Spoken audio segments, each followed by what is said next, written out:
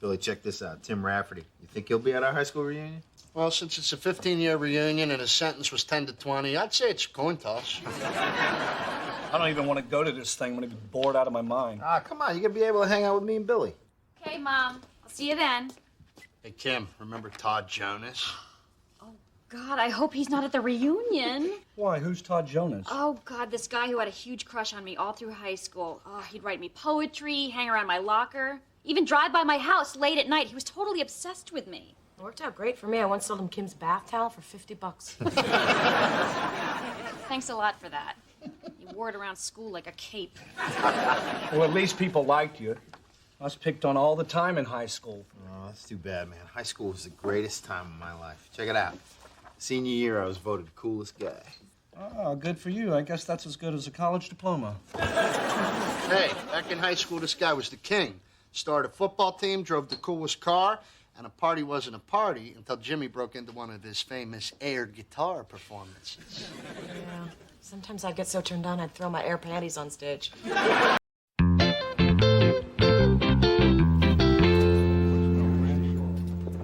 Wow, it's great to be back in high school. Oh, I can't wait to introduce you to all my old friends. Why? So they can give me a how the hell did a guy like you get a girl like Kim look? Get that every year at Christmas from my mother. Stop it. You know, if you tried, you might just have fun. All right. Come on, let's check in. Oh, God. There's Mr. Shipley. That creep used to hit on me all the time. He did? I remember Mr. Shipley as being nice. He used to offer everyone rides in his wheelchair. Yeah, well, when he'd offer me a ride, he'd ask me to turn around and face him. Mr. Shipley, you remember Christine, right? Christine, look at you. All grown up and just as pretty as ever. Let me put this name tag on you. Oh, no, you don't have to do that. That's okay. I insist.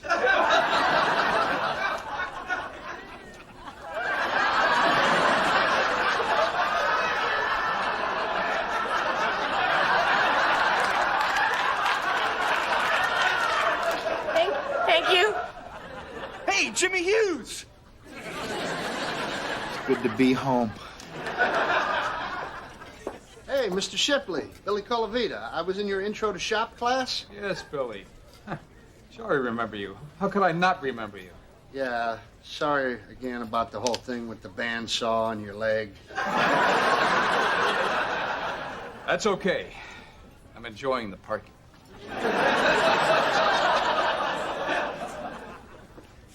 Oh, my God. Karen Hoffman? Kim? Kim Lucky?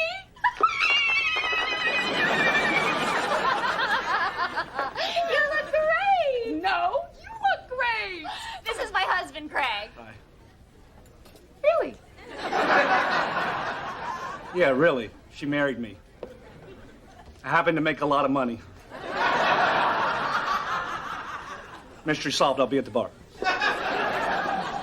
Drew Hallett? I thought that was you. You look good. Dude, just call me Drew Hallett. Yeah, he was in our class. You know, you do kind of look like him. Was Drew a good-looking guy? Well, it's kind of hard to tell underneath all that acne. His nickname was Extra Toppings. Hey, Drew. Don't want to forget your name tag, do you? Oh, well. Hey, Drew. Still owe you $50 from when the Redskins won that Super Bowl.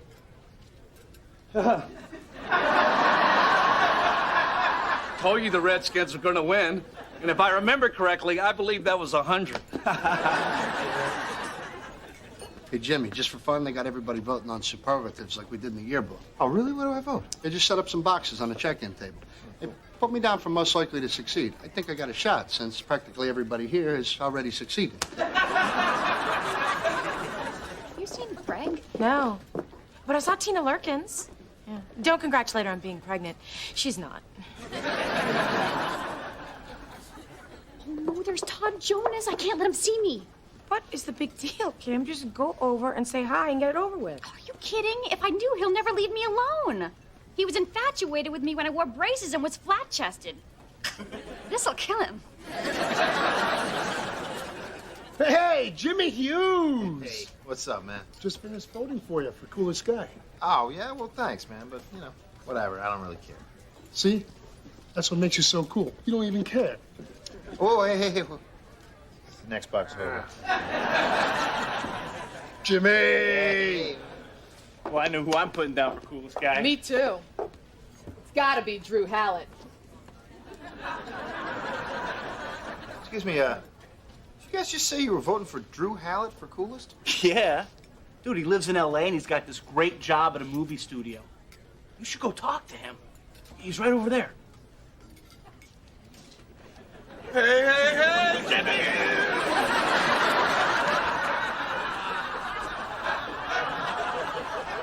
Honestly, Elizabeth, I just had a growth spurt in college.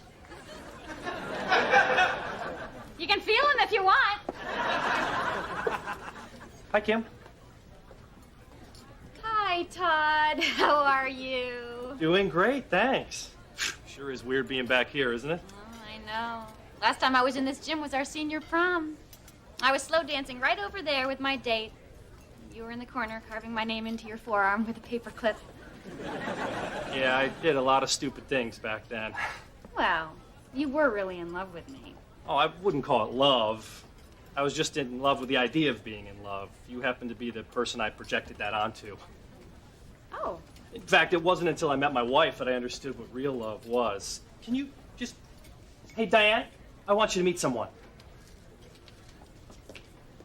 Kim, this is Diane, the light of my life. Hi, nice to meet you. Hi. Congratulations. Thanks. It's our first. Yeah. Wow. You certainly have come a long way from the guy who wrote that song about me. Song? What song? Come on. You used to stand outside my house and sing it every night. If it was raining, my mom would bring you out hot chocolate and a poncho. I don't remember any song. Anyway, good seeing you, Kim. Have a nice night. Come on. Kim. I love your perfect porcelain skin. Kim. So I get the buzz on which studios have the best movies in development, and I buy their stock. It's paid off big time. Drew, can I have a minute? Sure. I'll catch up with you guys later. Remind me to tell you about the time I was negotiating a deal with Robert De Niro and I told him, no more De Niro. Oh, my God! Look, I don't know what you're doing, but you're gonna have to stop pretending to be Drew Hallett, okay? Why? I'm having fun. Well, because you're starting to get votes for coolest guy at the reunion. Really? Wow, these people love me. The only thing I ever got voted in high school was most likely to bleed to death. And we had a hemophiliac at our high school.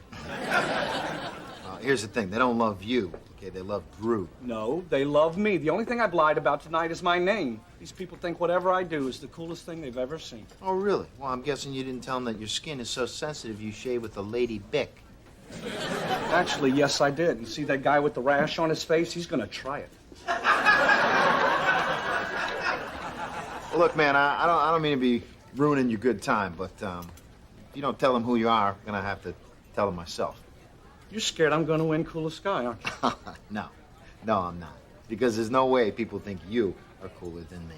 Are you sure? Because what used to be cool back in high school isn't what people think is cool anymore. There's a new cool in town, buddy, and his name is Drew Hallett. These are my people, okay? And they will always think that I am the coolest. Oh, Jimmy, if you really feel that way, you shouldn't have to tell them who I really am. You should let the people decide. Great, man. I got no problem with that. Kim. You have the cutest mole on your shin.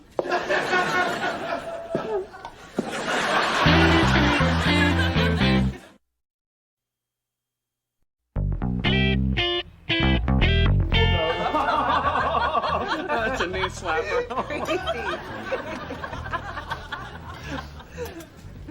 You guys, check it out. Voting on superlatives like they did in high school. Oh, yeah. Didn't you win coolest guy our senior year? I don't know. I don't remember. I was too busy driving around in my Trans Am and winning the state championship football game after having sex with my hot girlfriend at halftime. You know, cool stuff like that. You had sex with your girlfriend during the game? I always thought that was an urban legend. No, Not an urban legend. A living legend. You know that ambulance that they parked next to the locker room? Well, let's just say that night, the stretcher did not go to waste. Oh, hey, here comes my little paramedic now. I thought we were gonna dance. Yeah, no, I'm just kind of working the room here. Oh, they're gone. All right. Hopefully they went to go vote. Jimmy, this is getting annoying, all right? I came here to have fun with you, but you're only worried about winning some stupid competition with Greg. I mean, come on, you can't actually be worried about this. Well, I don't know, man. People really seem to like him. You know, I'd just like to know for sure. All right, well, why don't you go sneak a look at the votes? Then we can start having some fun. Good idea. Hey, did you see Mrs. McAdoo, Foxy English teacher? Now, that is one older lady that I'd like to get with. Sorry, I mean with whom I'd like to get.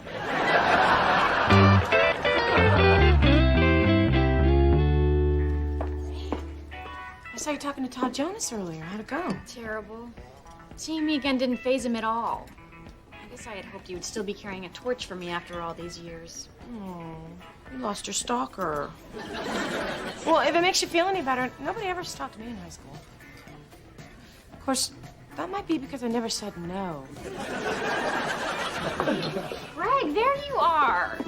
The name is Drew, baby. This one's had a little bit too much to drink. Come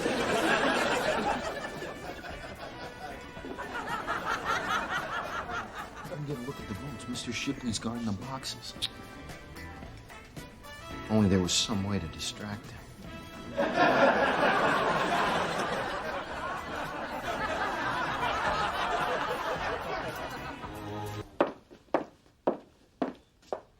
What are you doing? You were supposed to cut in as soon as you were done reading the votes. Yeah, I'm sorry. I forgot. You forgot? Thanks a lot. Mr. Shipley might not, what these people think. You have a great life. You have a great family. You're the happiest guy I know. I'm happy because I was voted coolest guy in high school. There's not an hour in my day that doesn't go by without me thinking about that, and that makes me smile. And I know that's kind of pathetic, but you know, it's all I got. When I get depressed because I'm thinking about my crappy job as a security guard, I think about being coolest guy. When Greg makes fun of me for living in his guest house, I think about being the coolest guy. It's the only thing that makes me happy. What about me and the kids? Oh, that too. You and the kids are really getting on my nerves. I think about being the coolest guy. So if you lose this, you're going to be miserable to be around.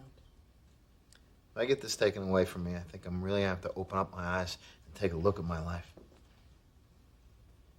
I don't think that's going to be good for anybody. Look, Jimmy, if this is really that important to you, then you can't give up. All right? You've got to get back in there and you've got to win. Forget it. It's too late. There's no way I'm going to win. Yeah, that's exactly what you said 15 years ago at the halftime of the championship game. Am I going to have to boost your confidence again with a little pep talk? Starting to feel a slow rise in my confidence level. Think there's an ambulance around here? I doubt it. But I bet there's still that nice little spot behind the vending machine. Price of soda may have gone up, but lucky for you, I'm as cheap as ever. All right, let's hurry up. I'm fully confident. Okay?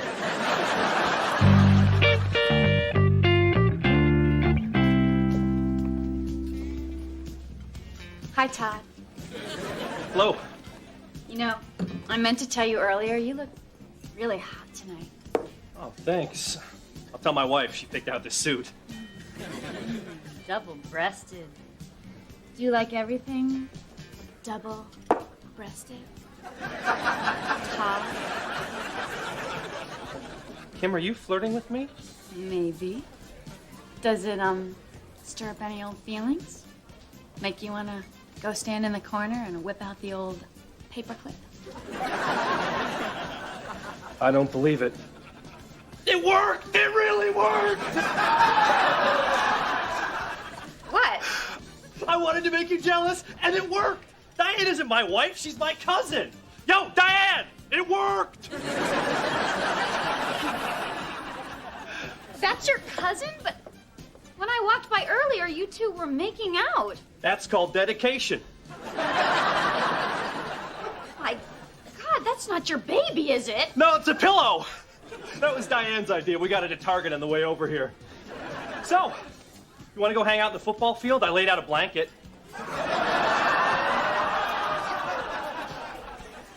can't believe you did all this just to make me jealous. It's been 15 years. Haven't you moved on since high school? You're pathetic. Pathetic.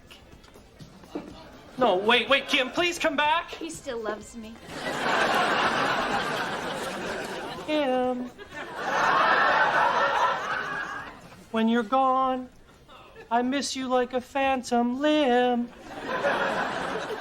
Kim. Hey, how's it going? You have a candy wrapper stuck in your hair. Sure that's not the only place. Where's Jimmy? Greg's getting a lot of votes and this thing's almost over. It's not over until it's over.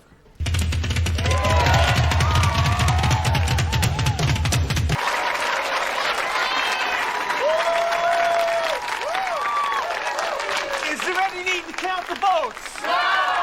Like the coolest guy from Yorktown's class of '88. But that's how it goes.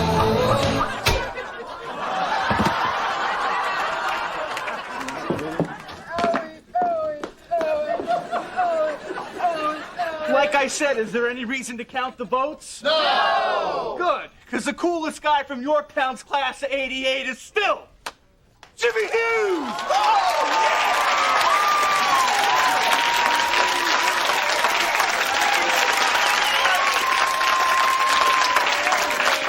Yeah, whatever. I don't really care.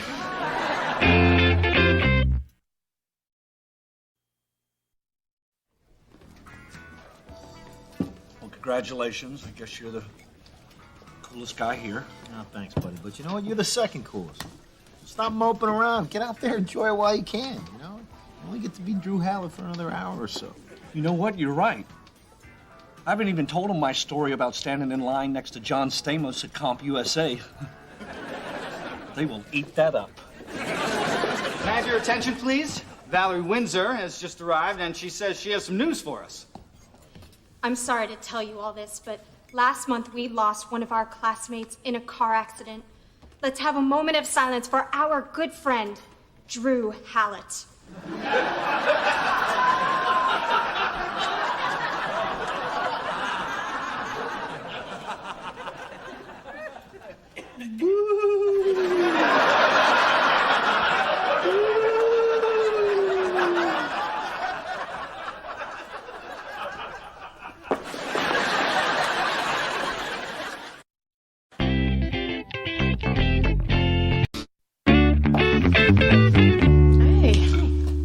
Making cookies, huh? Yeah. They're for Sammy and Logan's school picnic. I made a different one for each kid in the class and wrote their name in frosting. What's that one with all the dots? Oh, that's for the blind kid. Wow, you're really knocking yourself out. I'm just bringing Jell-O. Jell-O's good. You want me to help you make it? Make it? I was just gonna tape a spoon to each box. Hello. Hey, what's up, guys? You guys are home from work late. Yeah, my new assistant quit, so I had a lot of extra work to do at the end of the day. I don't believe it. I just spoke to Paula this morning. It seemed like she was in a really good mood. I don't know what to tell you. 2 weeks in and she quits. I came back from lunch and there was nothing but a spinning chair and the faint smell of patchouli oil. Well, I thought your assistant was a guy named Grant. No, Grant was 2 assistants ago. You know, my favorite one was Frank. He was so considerate. And whenever I'd sneak in your office to take a nap, I'd always wake up with a blanket over me. I just hope it's not me. I'd hate to think that everyone's quitting because I'm some kind of a jerk. I doubt they think you're some kind of a jerk. Yeah, I'm sure they think of you as a very unique and special kind of jerk. Hey, just because I'm rude to you doesn't mean I'm rude to actual people, okay? I try very hard to be nice to everybody. When it's somebody's birthday at work, I'm the one that brings the cake. Yeah, you bring a gluten-free carrot cake with no nuts. Why shouldn't I get to have a piece?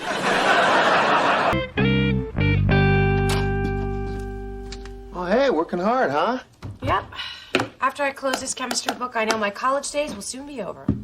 It's funny because after I opened my chemistry book, I knew my college days would soon be over. I just hope I can get a job, you know? I mean, I've sent out tons of resumes. I've got nothing but rejections. Yeah, Christine, I told you, you gotta stop worrying about these things. These things will work out. They always do, you know?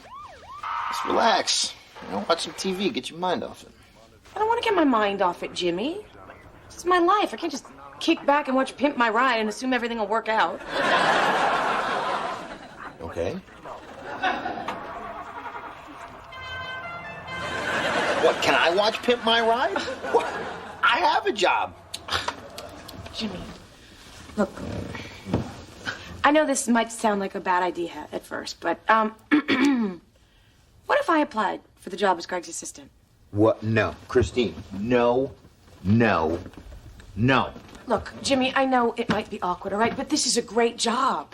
I bet the pay is good, and I'm sure the health plan is a lot better than that crappy HMO they give you. Now, wait a minute. What's wrong with my health plan? The kids love their doctor. Yes, the kids like their doctor, and you like your dentist, and I like my gynecologist.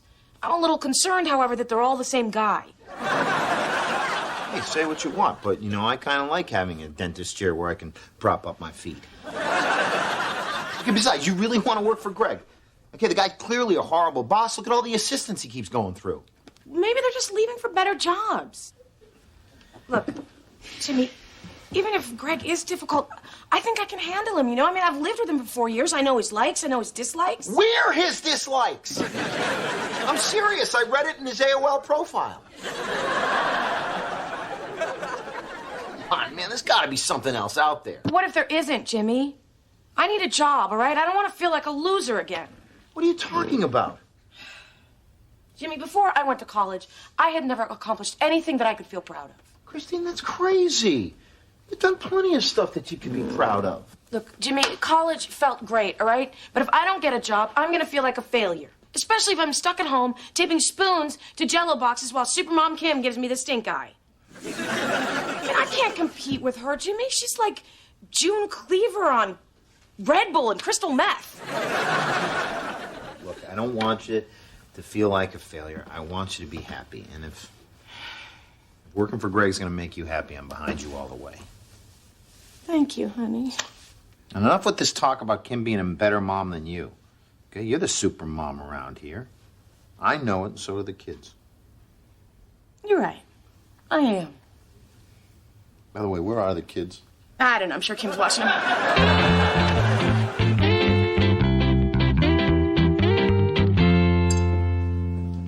Good morning, Greg. Have a seat. I made coffee. Thanks. Try a sip. Go ahead. Huh? What do you think? Yeah, it's coffee. If I'm not mistaken, it's just the way you like it, right? French roast beans, steamed milk with just a dash of fresh ground cinnamon. Wow, you went all out. Well, you know, I like getting coffee. It's something I take pride in doing well. Could I have a cup?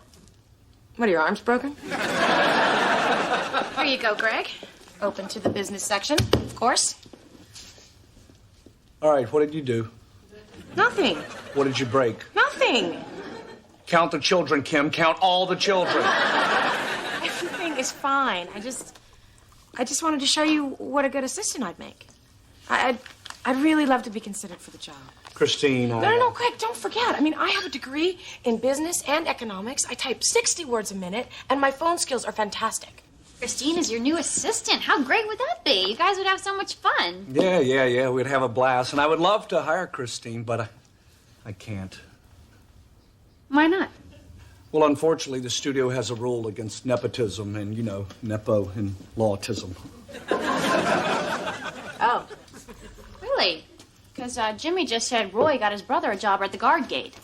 Well, it wasn't so much the studio as it was everybody on my floor. We all, you know, made a pact. Put our hands in the middle and everything. I wish there was something I could do. No, it's okay. I understand. Just thought it was worth a shot. Why not? Because, Kim, what if she's awful? Do you know how awkward it would be for me to have to fire her? But she won't be awful. She's got a business degree and work experience. I'm doing her a favor. Apparently, I'm a jerk to work for anyway. That's why everybody keeps quitting. You don't know that for sure. At least Christine will be able to tell you if you're being a mean boss. Well, that would be nice. Christine is pretty honest. All right, fine, Kim. I will hire her. But if anything goes wrong, you're going to be the one that has to fire her, not me. Got it? Got it. Hey, Greg, just wanted to give you my resume, in case you hear of any assistant jobs.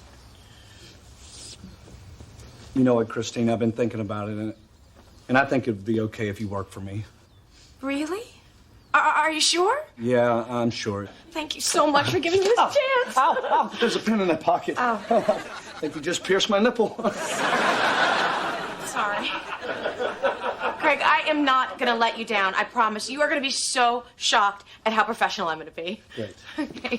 Jimmy, get my pantyhose out of the sink. Mama's going to work.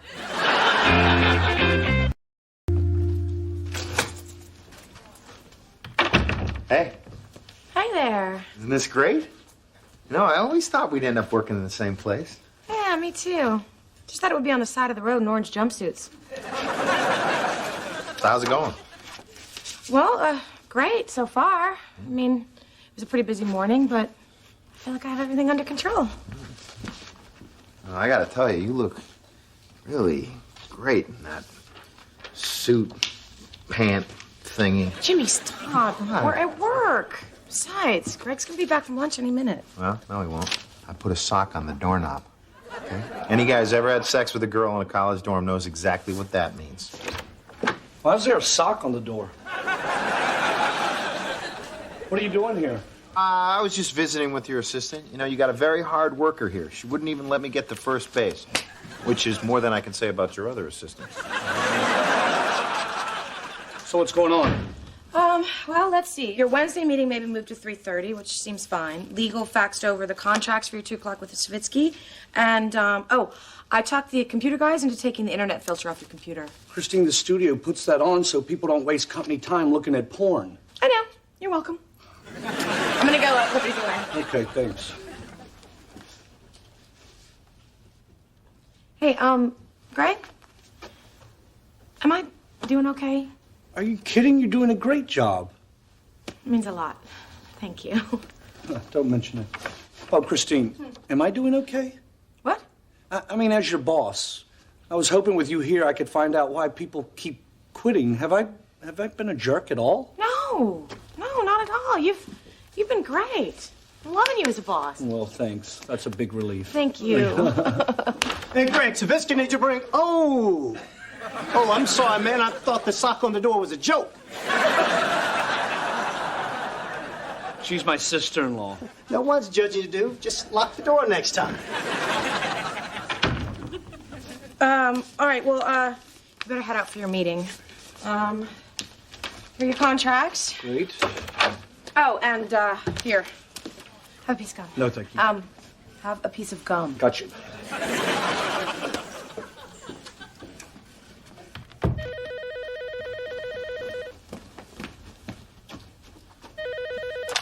Greg Warner's office. Hey, it's me. How's it going? Great. I mean, it's all still new, but I feel like I get it, which is a relief considering how nervous I was this morning. Yeah, I figured you were a little nervous when I saw you rubbing antiperspirant on the back of your knees. All the bad things to inherit from Dad. There are worse things. At least you've never had to wax your toe knuckles. Well, anyway, I'm glad to hear you've got everything under control. Yep. So far, so good. But you know what? I should really get going. I don't want to spend too much time on personal calls, especially my first day. Oh, actually, this isn't a personal call. I've got some work for you. Oh. You do? Yeah. The flyer for Sammy's class picnic needs to go out today, and Greg's office has that great laser printer. I was wondering if you could just print it out for me there. Yeah, okay. Then make about 70 copies and just pop them into envelopes. I'll email you the addresses for the mailing labels. Yeah, just, I got a lot of work to do for Greg today. Oh, well, this is for Greg. Well, Sam is Greg's kid, too, right? Right. Yep. I'm sorry, you're right. So when you've got the envelopes ready, just run them across the street to the post office. Oh, and while you're there, I need you to pop into the dry cleaners and pick up some of Greg's suits. Okay, I'll get started on that right now. Great, thanks. I'll see you tonight. Bye.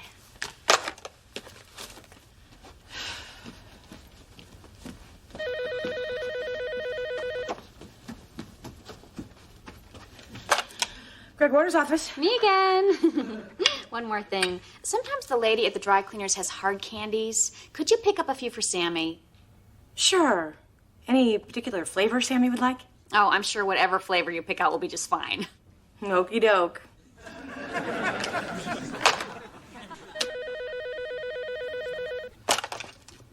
Grape? Sour apple. Got it.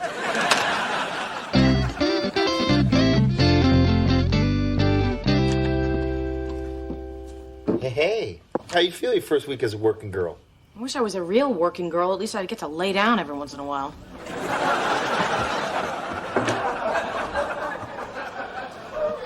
Not bad, huh? And it's only getting worse. I mean, today I made thousands of photocopies, dozens of phone calls, and then I spent my lunch hour at the photomat picking up pictures of Sammy's soccer game. See, I told you working for Greg was a bad idea. I knew he'd be riding you. I knew he'd be always standing over you, just cracking the whip. No, it's not Greg. It's Kim. She's riding me. She's standing over me, cracking the whip. Wow. How hot is that? Jimmy. I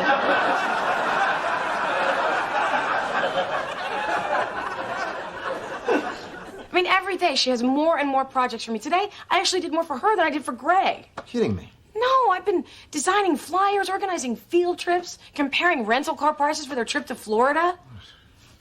And I wouldn't be surprised if before they went, she asked me to give her a bikini wax. How hot is that? Jimmy!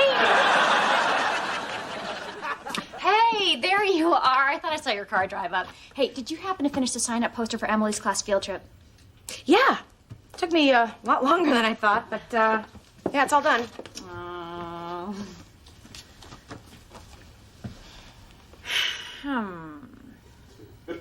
What's wrong? Nothing. Just the white poster board seems a little businessy. Why don't you try again and have some fun with it? Maybe add a splash of color. Sure. Thanks. Okay. I wonder if Kim would mind if the splash of color was her own blood. She's been doing this all week. Gotta tell her to stop. I can't. She's my boss's wife. You know, I'm just venting, all right? I know it's all part of the job. Oh, no, Christine. I know a lot of assistants at the studio, and I never heard of them having to do this kind of stuff for their bosses' wives. Really? None of them? No, not even Savitsky. And of course, he goes through them too fast. Assistants? No, wives. Oh. I hate to say it, but I think Kim's taking advantage of you because you're her sister. You just need to tell her to back off. No, I know. You're right. I should talk to her. I certainly can't keep living like this. Exactly.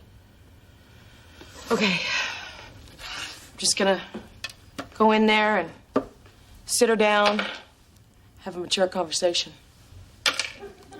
What are you doing? Oh, our mature conversations historically end with a lot of hair pulling and clothes ripping. Hey, can I... No, you can't watch.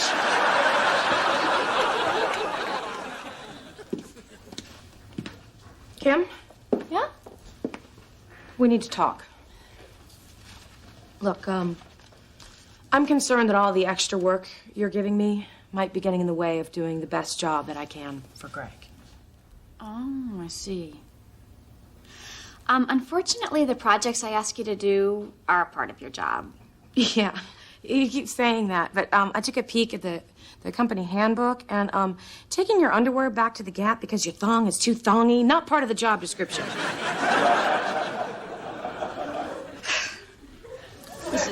This is so typical.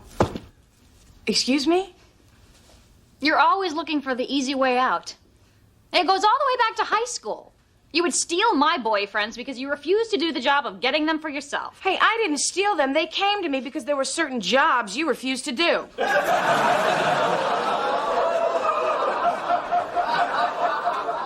I had braces with rubber bands.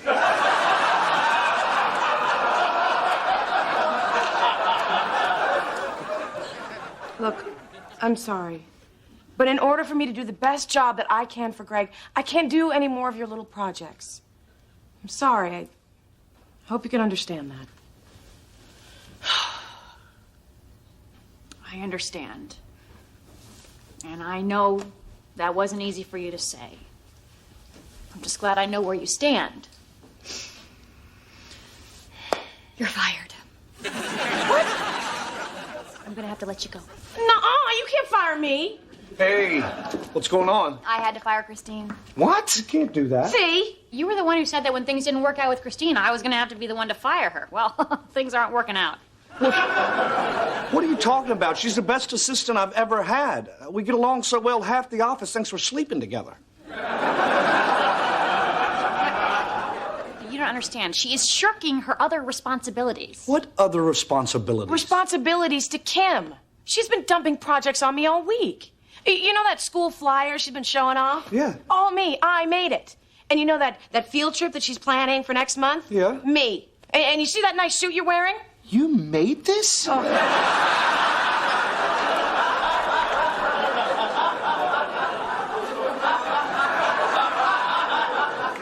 No, I didn't make it, but I'm the one who had to pick it up at the dry cleaners. You're kidding. Christine, you're overreacting. And you are taking advantage of me because I'm your sister. That is completely untrue. There's not one thing I've asked you to do that I wouldn't have asked Greg's old assistants to do. Wait a minute. You asked my old assistants to do stuff for you? You knew that. I didn't know that. How often do you do this? I don't know. Maybe once or twice a week? A day. Once or twice a day. Yesterday she told me to take my cell phone into the bathroom so when nature called, she could too. My God, Kim, you're the reason all my assistants keep quitting. This is great. I'm not a jerk. I'm just married to one. What? It's you, Kim. Here I am wasting all this time thinking that I'm a lousy boss. I mean, it's starting to make sense. Because when Paula quit, I overheard her tell somebody she couldn't deal with Mrs. Warner anymore. I thought she was talking about me.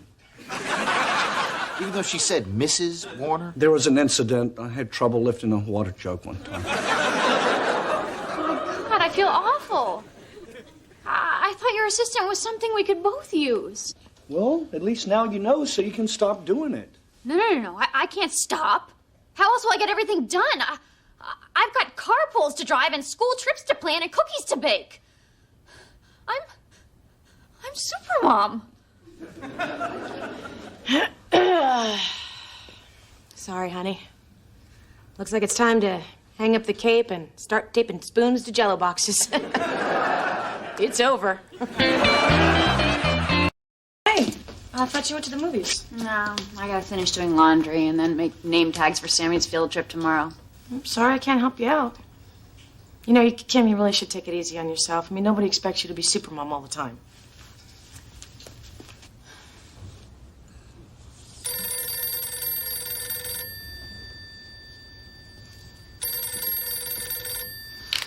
Supermom. No, I'm still working. Just lost my assistant.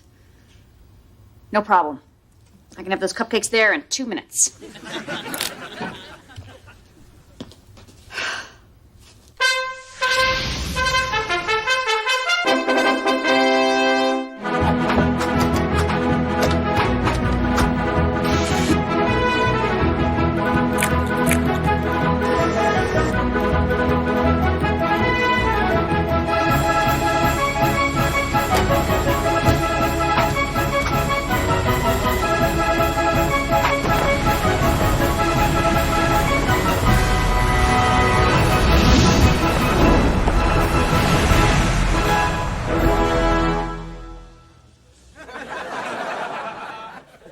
How hot is that? Hey, Jimmy. Hey, Kim. Any big plans for your day off today? Yeah, if I can finish this next level of Crash Bandicoot, I'm gonna spend the afternoon fighting the Germans.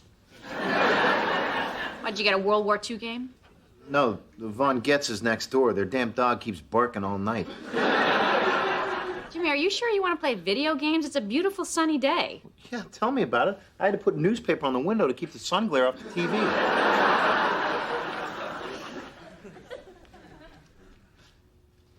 Yeah, Kim, you might want to pull up your pants a little. I can see your underwear. Oh, yeah, I know. I have to take my car into the dealership today, and I was hoping to distract the mechanic from the fact that the warranty ran out 3 weeks ago. Hey, tell me something. How much can you see when I accidentally drop my keys? Yeah. Yeah, I think you're gonna be all right. Does your husband know you do this kind of thing to get a discount? Are you kidding? That tightwad? Who do you think drew the butterfly tattoo on the crack of my ass?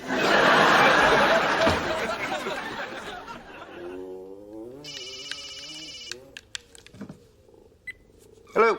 Hey, it's me. Hey, what's up? Oh, I just had a few minutes. I thought I'd call and see how your day off was going. That's pretty good. Just picking up around the house, you know. Wish I could say the same.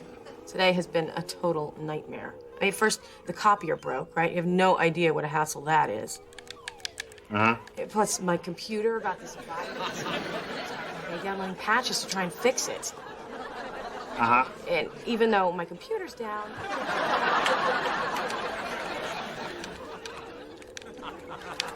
Uh-huh.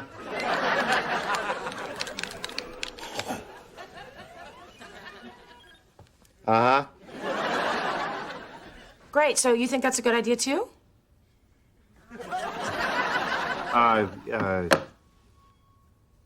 Yeah, I mean, if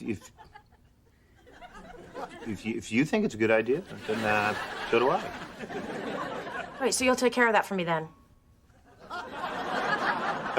Yeah, sure. Oh. Thank you so much, honey. You're gonna save me so much time. You know what? I gotta go. That's Greg's phone. Okay, bye-bye. I'm pulling out of the driveway and I realize I have a flat tire. Where are you going? To put on a push-up bra. Our AAA guy's a boob man.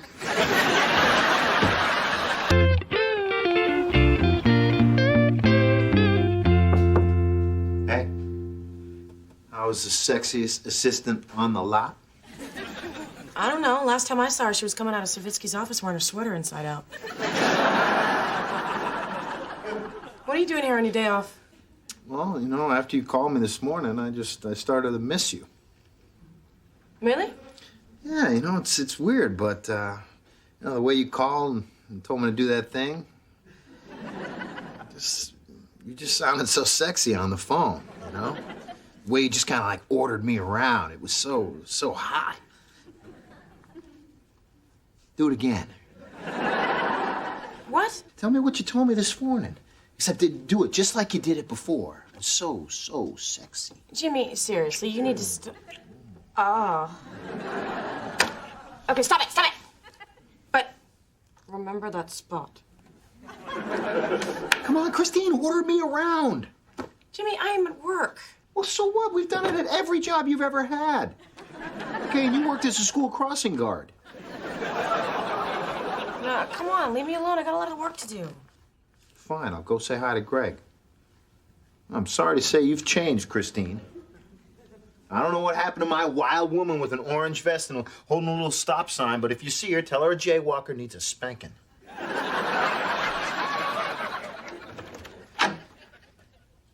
What are you doing here on your day off? Greg, I'm in serious trouble and I need your help. Would you lose your wedding ring at Hooters again? That was one time and I didn't lose it. I accidentally swallowed it, sucking wing sauce off my finger. Charming. Listen, anyways, Christine called me this morning to talk, okay? But I was playing PlayStation, so I wasn't really listening. Well, next thing I know, I agreed to do something, but I don't know what it is I agreed to. Yeah. I tune Kim out all the time. It drives her crazy. Last month, she called the house, and instead of listening to her, I was preoccupied with something on my computer. It's just so hard, you know? They talk so much. Look, I don't think you have a choice. I think you're just going to have to tell her the truth. No, I can't. We already got into an argument about this last week. Christine asked me to help Dominic with his homework, but I was really busy concentrating on something else. Football game? No, True Hollywood Story, the Barbie twins. Anyway, I forgot to help Dominic with his homework, and Christine yelled at me for like an hour. At least that's what I think she was yelling at me about. I kind of tuned her out after a while. Well, look, why don't I ask her to come in here, and that way you can go look at her desk. She's pretty organized. I'm sure whatever she wanted you to do is written down somewhere on her calendar. Yeah, you know, it's worth a shot. Christine, can I see you a second? I'll be right there. Look, I'll keep her tied up in here while you go look on our desk for her to-do list. All right, thanks, Greg. And while you're there, can you flip it over to October 16th and put a big circle around it? Yeah, why? Because that's Boss's Day, and this year I don't want to be the only idiot on the elevator without a balloon. Okay, I'll be back. I'm just gonna go call somebody. Why don't you use Greg's phone? No. Not on the phone. Just call. Hey, Steve! What do you need? I need you to help me, feng shui my office. Feng shui your office. Yeah, I've been reading a lot about it, how the way furniture is arranged in a room can pump up your productivity and even affect your mood. Yeah, I don't know, Greg. It sounds kind of stupid. Well, yeah, but is that you talking, or is that the negative energy in the air because that chair's facing west? Or are you talking out of your ass because you're not facing reality? Come on, let's just try it real fast. Take that plant over there and put it by the window on that table and see if we can create a better vibe in here, because it's tense in here right now. I can just really feel it. A little further. A couple more inches. Teeny little bit further. Stop. What do you think? I think you smoked some of this plant before I came in here. Whoa. We're not done yet. Let's just move the couch. Let's just move the couch a little bit.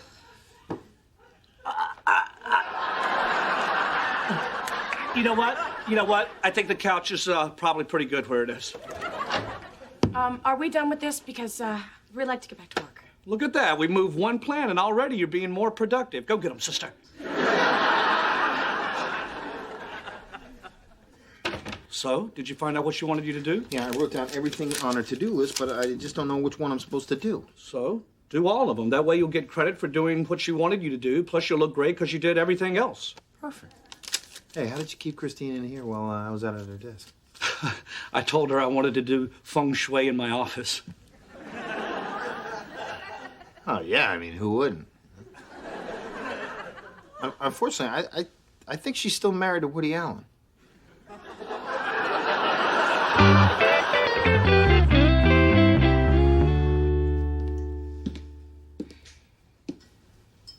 What are you smiling about? Let's just say today was a very good day. What happened? Well, I called Jimmy at home this morning.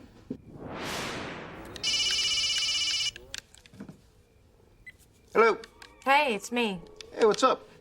Oh, I just had a few minutes. I thought I'd call and see how your day off was going. That's pretty good. Just picking up around the house, you know. Wish I could say the same. Today has been a total nightmare. I mean, first, the copier broke, right? You have no idea what a hassle that is. Uh-huh. Plus, my computer got this virus, so I'm gonna lose half my day downloading patches to try and fix it. Uh-huh. And even though my computer's down, Greg still needs me to organize all the budget reports for the month. Anyway, I'm gonna be working late tonight. What do you think we should do about dinner? Jimmy, you're not listening to me, are you? Uh-huh. Jimmy, have you been having sex dreams about you and James Earl Jones? Uh-huh.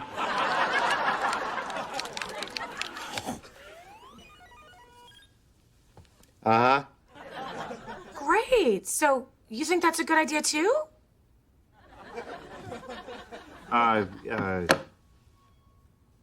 Yeah, I mean, if you think it's a good idea, then so do I. Great. So you'll take care of that for me then? Yeah, sure. Oh, thank you so much, honey. You're saving me so much time. Oh, you know what? There's Greg's phone. Gotta go. Bye.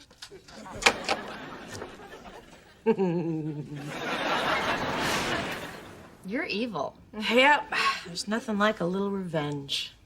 You know, I have him so confused that he actually came by on his day off and had your idiot husband try and help him. Christine, can I see you for a second? I'll be right there. I'll keep her in here while you go look on her desk for her.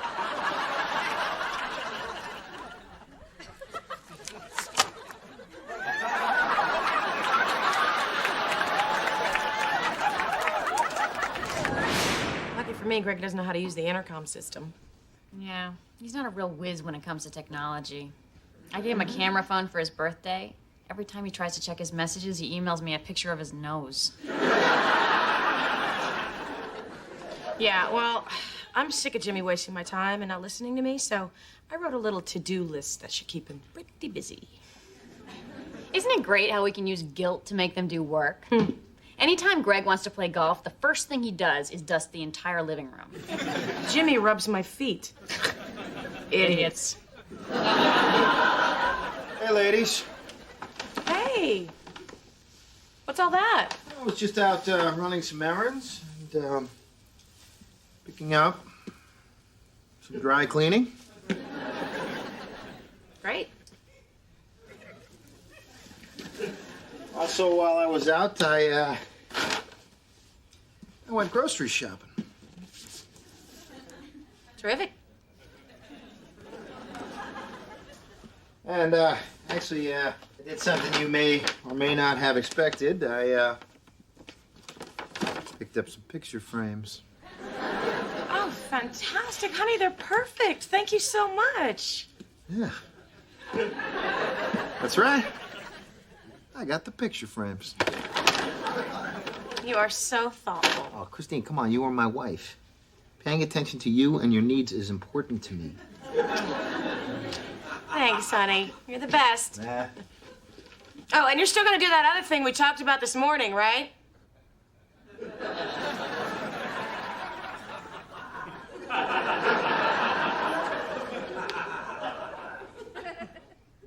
Yeah. Yeah, I'm gonna get that done.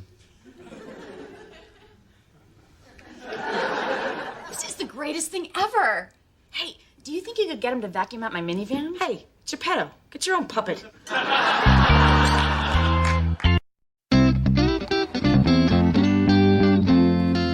Hey, how'd it go with Christine? Terrible. Your idea didn't work. I did everything on a to-do list, but whatever she asked me to do wasn't on it.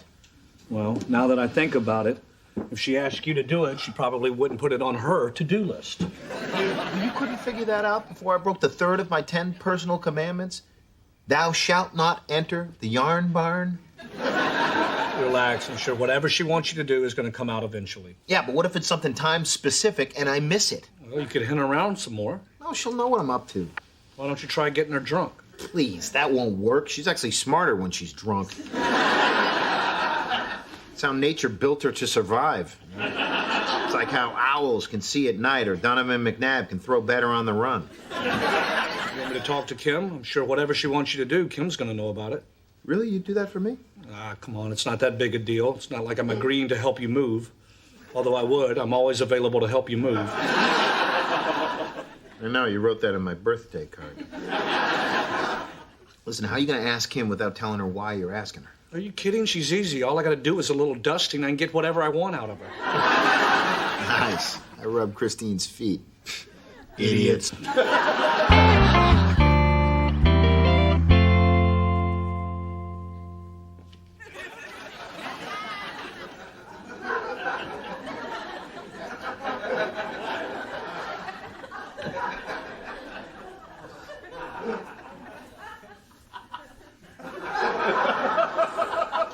Hi.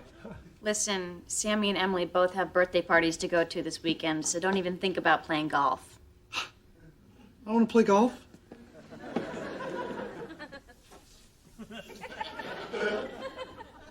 Hey, I promised Jimmy I'd go with him somewhere to do something for Christine, but I can't remember what it was. She didn't happen to say anything to you about where she wanted him to go, did she? I don't think so. Why don't you ask Jimmy? I could, but I don't know where he is, and I was going to do some laundry, and I wanted to know what to wash so I would wear the right thing to go to the place that she wants him to go. Now that I think of it, Christine did mention that she asked Jimmy to go pick something up for her. She did? What was it? A lamp. Ah, lamp. That's right. That's right. I remember Jimmy saying something about that. Where did she want him to pick it up? At Pottery Barn or Crate and Stuff? Bakersfield. Come again? Her lamp needs to be picked up in Bakersfield. She bought it on eBay. They can't ship it? Too fragile. You know, it's really nice of you to offer to go with them. It shouldn't take you guys more than 6 hours or so. I'll go check her email for the address.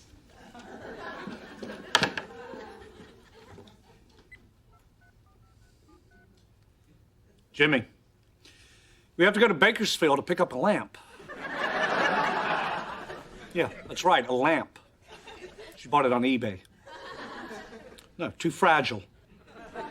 I don't know, glass, wicker, conch shells, I don't know. Next time, listen to your wife.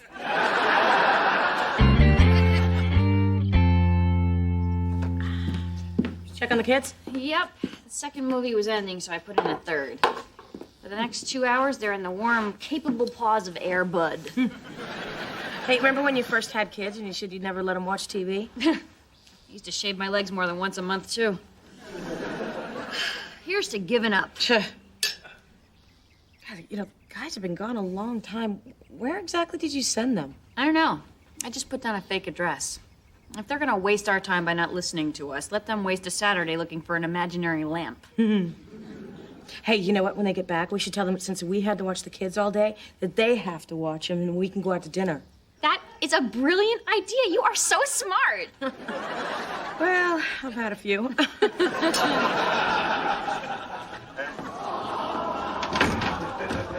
Oh, my God. What happened? We got into an accident. Dude, I think we're lost again. What is the address? 1234 Maple Street. I don't even see it on this map. Let me see this map. Where are we on this thing? Right here. What street are we on? Cow. I don't see Cow Street. No, cow! Cow!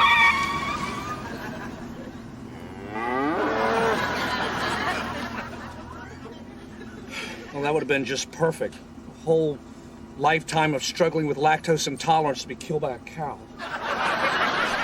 That's it. Calling Christine and making sure we get the right address. Hello? Hey, Logan, it's your dad. Is Mom home? Yeah, she's in the backyard with Aunt Kim. Did you guys find that wild goose yet? What? I heard Mommy and Aunt Kim laughing because they sent you on a wild goose chase. Really, what else did you hear? Uh-huh. Uh-huh. Uh-huh. Okay, thanks, buddy. Hey, listen, don't tell your mom that we called. I want to surprise her, okay? Yeah. Yeah, okay, we'll try to find that goose for you. What? They're screwing with us. What? They gave us a fake address. They must have been on to us the entire time. It's not funny. We could have had an accident while we were fumbling with that map.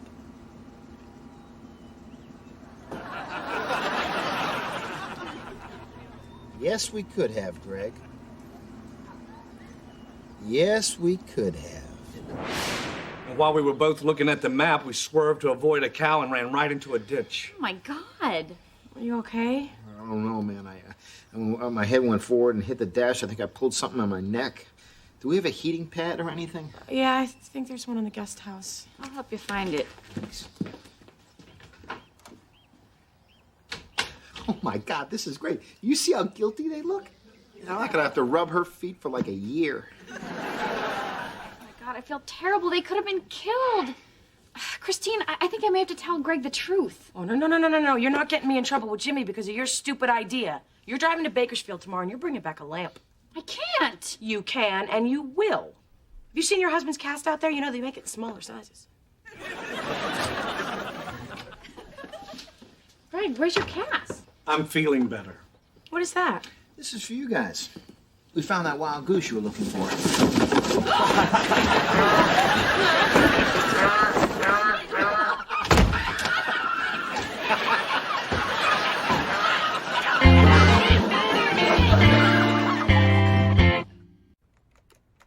You've got mail.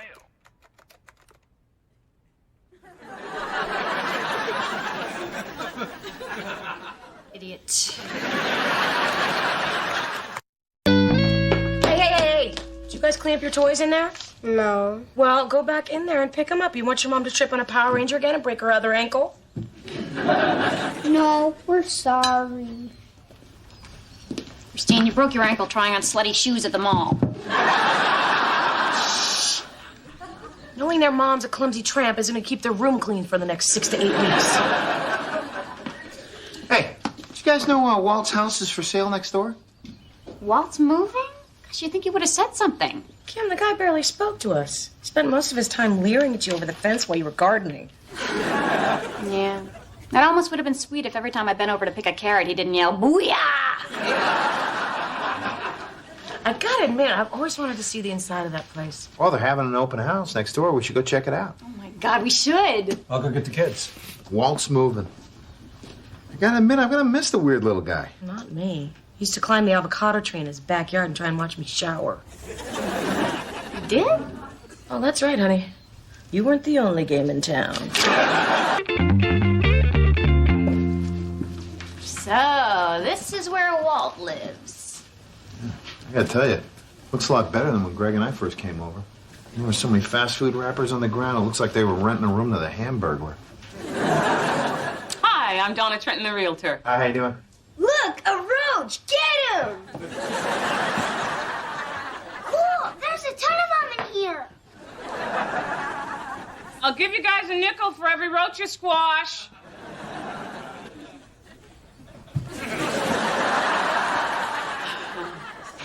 So, can I answer any questions? Oh, actually, we live next door. Ah. Is Walt here? No, he's gone. Gone isn't dead because that would explain the smell. No, he actually moved out 3 weeks ago, and unfortunately, he did not take his smell with him. Wow, this is not a lot of money for a house in this neighborhood. Are prices going down? No, that's pretty much just for the land. See, anyone who buys a place like this is pretty much just going to tear it down or wait for a good, strong wind and see if it goes down on its own. This is great. Living next to this place always brought down our property values. Now they're going to go way up. Can we get a flyer? Please. Can we get a flyer, please? Don't talk to me like I'm 4 years old. Then don't act like you're 4 years old. Not here, Joanna. Not here. Can you imagine what it'd be like living next to those two arguing all the time? I know. Really makes you appreciate how fortunate we were that our parents lived together in cold silence. I hear you live next door. Yeah, we do. Oh, well, are the schools good in this area? Well, actually... They're terrible. Yeah, you'd be shocked how stupid our kids are. Why are you asking about schools? We don't have kids. Well, we might have kids if you just swallow your pride and take that pill the doctor prescribed. Not here, Joanna. Not here. Good thinking. Yeah, well, why leave it to chance, right? I mean, we should make sure someone moves in here that we like. That's a great idea. Why don't you guys hang out back and me and Kim will stay up front. We'll keep our eye out for somebody good. Aunt Kim, could you tell Emily to stop eating bugs? She just cost us 15 cents. Look at this backyard. Guess Walt didn't exactly have a green thumb. You know, it's ironic because he did have a green thumb. Really, I think it was like infected or something. Hey, let's check these people out. Hi. Hey, how you doing? Hi. So, you guys like the house? Oh, it's a good-sized lot. I think it could make for a decent little pied-à-terre. She's joking, of course. Her sense of humor is more Benchley than Thurber. Oh. Okay, well, it's nice talking to you guys. Okay. They're out. No kidding. Man, if I wanted to hear people use words I don't understand, I'd watch Frasier. You too. Hi, you guys. What did you think of the property? Oh, we like it. And it seems like a very nice, quiet neighborhood. Plus, it's convenient. I'd have an easy commute to the music center. Oh, you work at the music center? We have tickets to the Philharmonic this weekend. You'll see me there. I'm first violin. Huh. Really, around my house, I'm second fiddle. Oh, no. Don't make dumb jokes. I like them. We're Greg and Kim. We live next door. Oh. So if you bought the place, would you build a brand new house? Oh, definitely. Yeah, probably 4 bedrooms, 3 baths, if we can fit it. Oh, sure you can. That's what we have. Would you like to come check out our floor plan? Oh, are you kidding? We'd be delighted. Oh, great. I'm going to go grab my kids. Hey, and you know another great thing about this neighborhood is the backyards are so big. We actually had room for a guest house. Guest house? Now, there's an idea. Yeah, a bad one.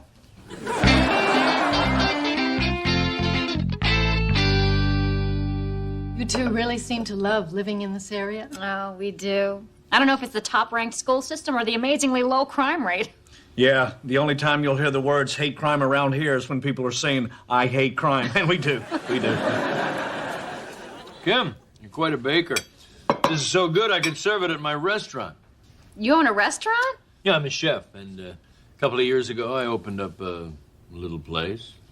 Little place. #1 in the latest Agate Guide. I'm sure you've heard of Sky. You own Sky? We tried to make a reservation there last Saturday night and couldn't get in. I even tried saying we were Brad Pitt and Jennifer Aniston and still didn't work. That's because they were already there. Well, you won't have to worry about getting a table if we move in next door. In fact, after we fix up that backyard, I think we'll be entertaining all the time.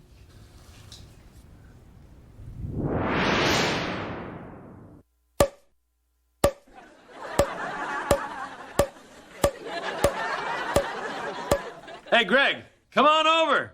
I'm cooking an extra steak. Hey, neighbor. Hey, neighbor. How about an imported beer and a frosty mug while you're waiting on your filet mignon? Yeah, that'd be great. Margaret! Wow, that was quick. Thank you. I used to work in a bar. Margaret, since that beer is from Vienna, how about a little Mozart?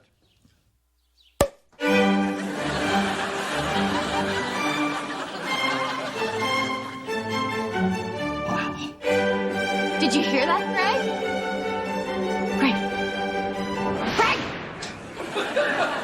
You're thinking about making an offer. You're kidding. That's great. Well, we should get going. Take care. Thank you so much for everything. There you are. We were wondering where you guys ran off to. Oh, we've been talking to our new friends, Joel and Margaret. Oh, yeah. We met next door. Hey, great news. They're thinking about buying Waltz. They'd be our new neighbors. You're kidding. What house do you live in? Actually, we live in their guest house.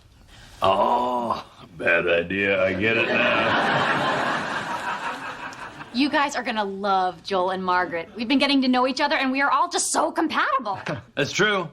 We're like a fine white port and pan-seared foie gras. For what? Allow me to translate. We're like cheese and whiz. You'll learn how to communicate, little. Well, take care. It was a pleasure having made your acquaintance. Met you. Met you. Yeah, we'll see you later. You've got to be kidding. We can find better neighbors than them. What are you talking about? Joel and Margaret are perfect. We didn't really seem to hit it off with them. Besides, we met this other couple that's great, okay? He's an adult film producer, and, you know, I don't know what she does, but I swear I've seen her somewhere before. I'm sorry, we've decided on Joel and Margaret. We like them. We have to live next door to them, too. Don't we get a say? No. Kim, will you tell him he's not being fair? Well, I would, but I kind of agree with him. What? I'm sorry you guys didn't hit it off with Joel and Margaret, but this is our house, and it's really our decision. I can't believe our opinion doesn't even matter. Your opinion matters, just not to us.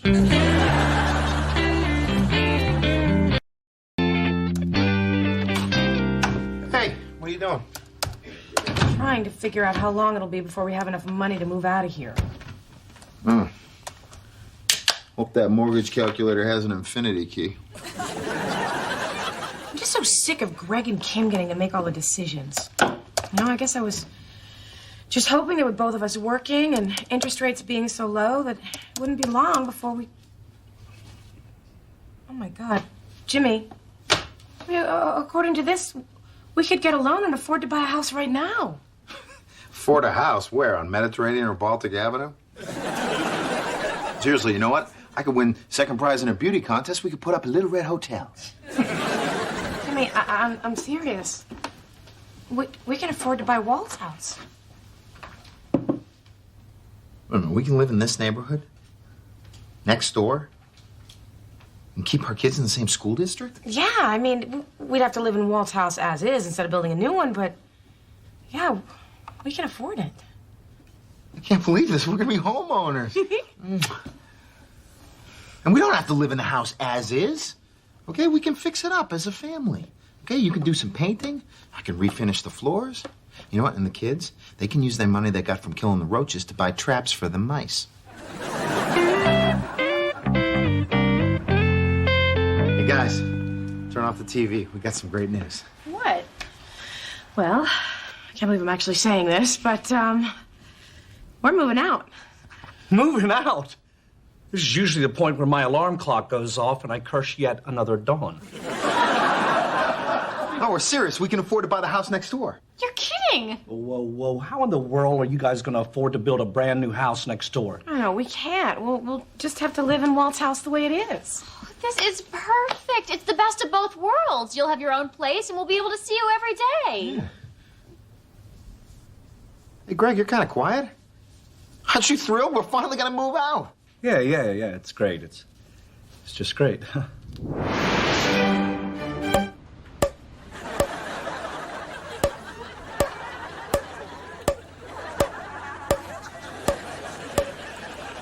Hey, neighbor. Hey, neighbor. Hey, while you're waiting on your wiener, how about a beer? Christine! Here. It's kind of warm. I had some friends over last night. Somebody left it out. And you might want to check the bottom for cigarette butts. Hold this a second.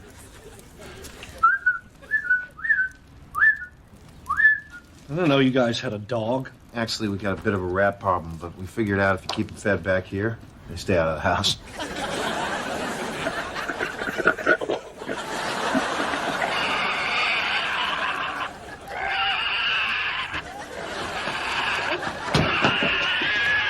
Greg, stop running. He's only playing with you. If you pick him up and you rub his belly, he'll fall asleep in your arms.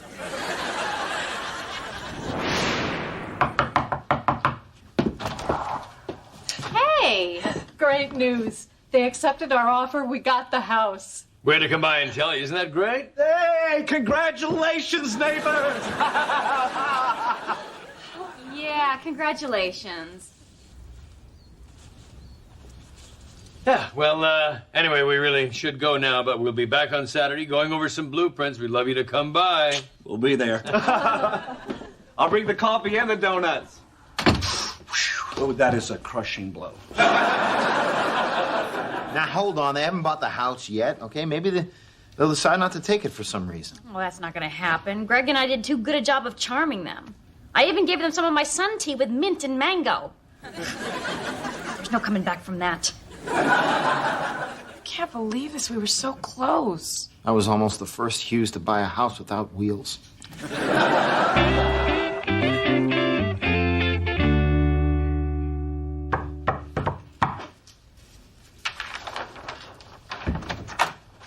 Hi. Hey.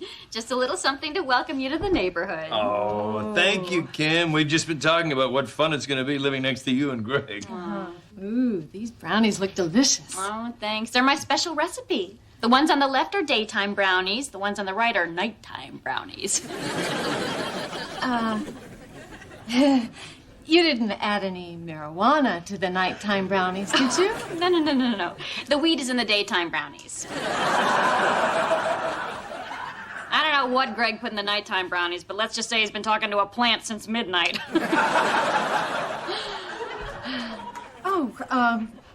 Okay. Good. Thank you. Hey, guys, sorry to bother you. Oh. But the kid's pet got loose. You didn't happen to see a snake in here, have you? There's one draped around you. Oh, no, this little fella? No, we're looking for his mama. Oh, dear God. Yeah. All right, well, listen, just keep an eye out, and if you run into her, just lay down and be still, okay? She won't eat anything she thinks is already dead. Joe, I never noticed how sparkly your eyes are. They are gorgeous. Thank you. So, Margaret, I guess if you work with the Philharmonic, you work a lot of nights, right? Yes. Greg works nights, too. I'm always looking for someone to have a little wine with. You know, just hang. Oh, hey, sorry to bother you. Kim, bad news. One of those gang members broke into your car again. Mayor, what do they think they're gonna get? They already stole the radio last week. You have gangs in this neighborhood? Oh, yeah. Oh, by the way, don't go out of the house wearing blue. I made that mistake last week. Broke my leg.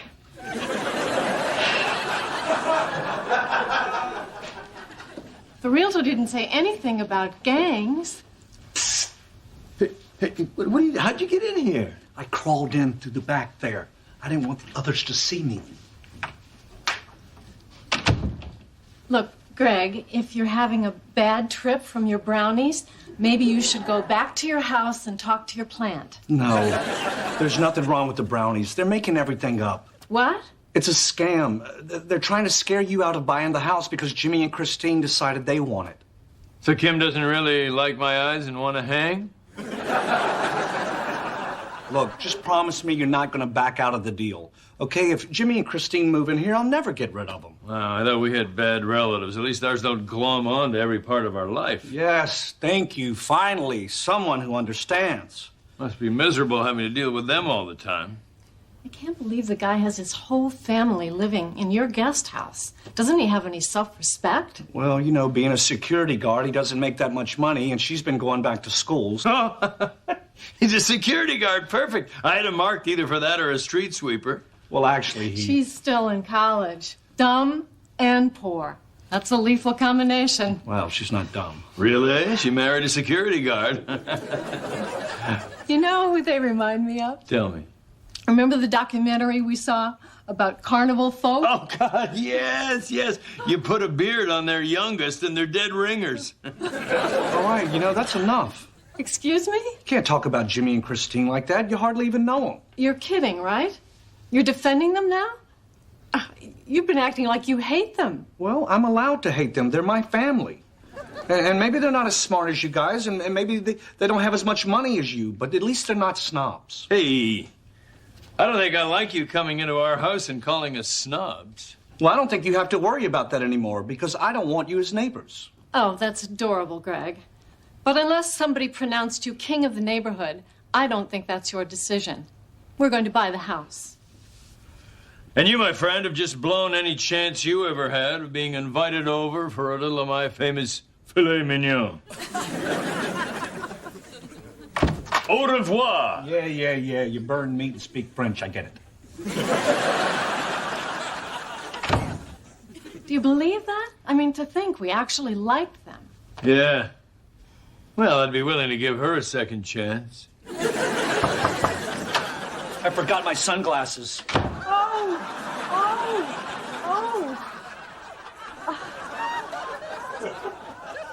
What do you think you're doing? I'm a nudist. Did I forget to mention that? Do you think we're stupid? You're just doing the same thing they did to try and make us leave. For God's sake, put some clothes on. I can't. I'm a nudist. No, you're not. You have tan lines. Why, you wear socks to the beach? You're not a nudist, you're crazy. Well, maybe I am, but would it make you feel uncomfortable living next to a crazy person? Make that a crazy, naked person. Don't make him put on some clothes. I'm not touching him. Well, this is going to be your life, folks. So I hope you get used to waking up every morning and peeking over your fence to see me doing a little yoga. Oh! Yeah, maybe you'll get used to it. But what about your friends from the Philharmonic when they come over to visit? Because this is going to be their view for a very, very, very long time. Oh!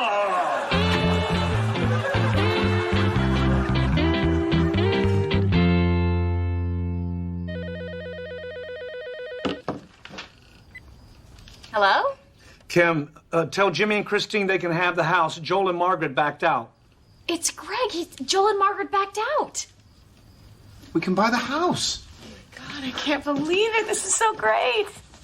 Greg, where are you?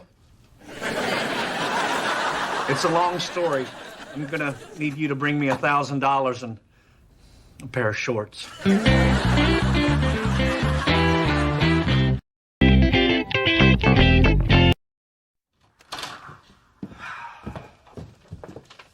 Can I help you with those bags?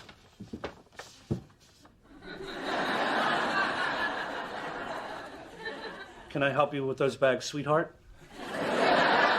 Now you want to help me with bags? Where were you when that old bag took my parking spot at the mall? Okie dokie, kids. Why don't you go play before you hear Mommy use any more of those naughty words? That old lady clearly stole my parking spot, and you totally took her side. Kim, I just thought you were trying to squeeze into a space that didn't belong to you. Nice, Greg. Thanks. I'll remember that tonight when you try to squeeze into a space that doesn't belong to you. Hey. Hey. Jimmy still working on the sink? Yeah, I just thought I'd come over and pick up some of the mail they didn't forward to us. How's the house coming along? Good. Actually, it's in good enough shape that we wanted to invite you guys next door for a barbecue tomorrow. Oh, that is so sweet. I didn't know you guys got a barbecue. We didn't, but your barbecue has wheels and our fence has a gate. Gotcha. Hey, Jimmy, how much longer are you going to be? We got a lot of stuff to do. Jimmy? He's asleep.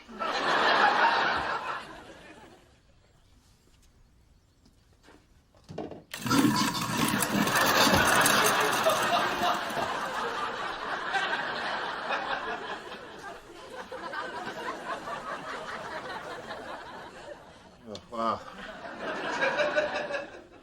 Guess I dozed off. Jimmy, you've got a, Got to, go help the boys with the homework. Yeah, they're in the house. All right, sink's fixed, Kim. Thank you. You're not going to tell him he's got a Brillo pad stuck to his face? Are you kidding? That's the guy who let me spend a whole Easter Sunday with a maxi pad stuck to the back of my dress.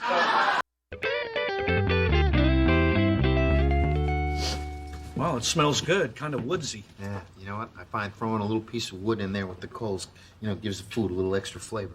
What is it, mesquite? Lincoln log. Hey, great job on the stuffed mushrooms, Christine. Did you steal my recipe? No, I stole your mushrooms. Well, you sure did pick a great wine. This is one of my favorites and not easy to find. In fact, I'm down to my last. This is ours too, isn't it? Yeah, right, it's yours. Look, can you guys at least pretend to be surprised when your key lime pie comes out? Listen, don't worry about it. We're just glad you had us over. And by the way, the house looks great. Hey, I tell you what, wait till I get done with the yard. I'm gonna put in a hammock, make a clubhouse for the boys, and even put in a regulation horseshoe pit. Some of my best memories growing up was playing horseshoes with my dad. Aw, that's sweet. Yeah, it was one of the few times we throw heavy objects at each other and actually get points for it. Where are you going to put the horseshoe pit? Right along the fence. Yeah, but there's a tree there. Yeah, I'm gonna cut that down. What? Do you have to? Unless beavers come and do it for me. I sure will hate to see this tree go. It gives me lemons for my tea, shades my bedroom from the morning sun. When I open up the windows at night, I get to go to sleep to the sweet smell of citrus. Is there any way you can help me out here? Sure can. I get you some coffee, some drapes, and a lemon-scented Glade plug-in. Look, Jimmy, I know this is your yard, and I want you to do whatever makes you happy, but in the spirit of being good neighbors, could I ask you to consider not cutting down that tree, neighbor?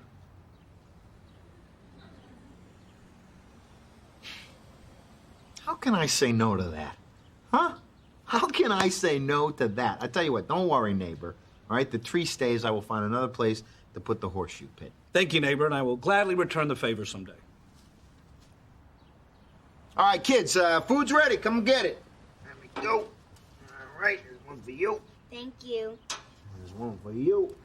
Mine's too pink. Make it a little more well done.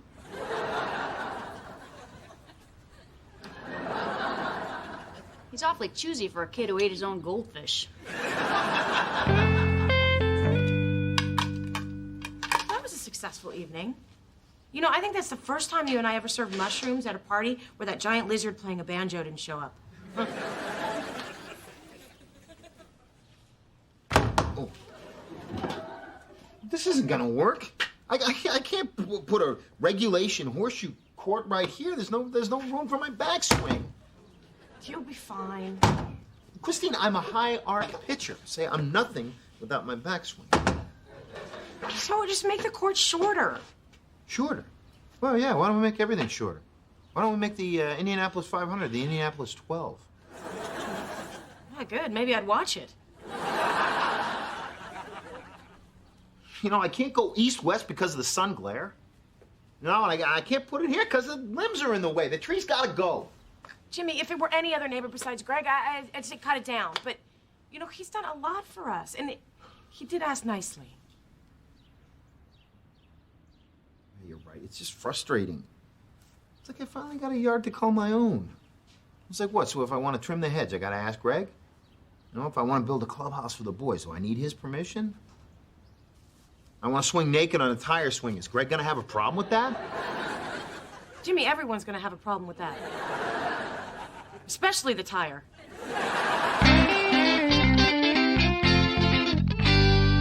Kim, do you like this belt? Yeah, but I liked it better when I bought it for me. Oops. Do me a favor, don't tell anyone your husband can fit into the same belt as you. Don't worry, that's not something I'm gonna shout from the rooftops. Hi, Kim. Your dryer's fixed. You just had a bunch of lint clogging your exhaust duct. Oh, thanks. I don't know what we would do without your help. Hey, can I keep this? Yeah, I guess. Why? I gotta tape a tail on it, make it look like a rat, and stick it in the back of Christine's closet. Yeah, it's a little payback for making me go all the way to the grocery store wearing a Brillo pad. Hey, Jimmy, speaking of helping us out, any idea when you're going to finish painting the guest room like you promised? Dude, I forgot about that. Yeah, it's kind of been a while now, and I was hoping you'd get to it before my mom visits this month. She's visiting again already? Yes. She wants to see the kids. She's getting older. She's not going to be around forever. You keep promising that. Look, you did a great job the first time. It's just the pink color kind of bugs my mom. She says it reminds her of being in a giant womb. You know, I often describe your mom as sort of a giant womb. That's nice. Not the way I say it.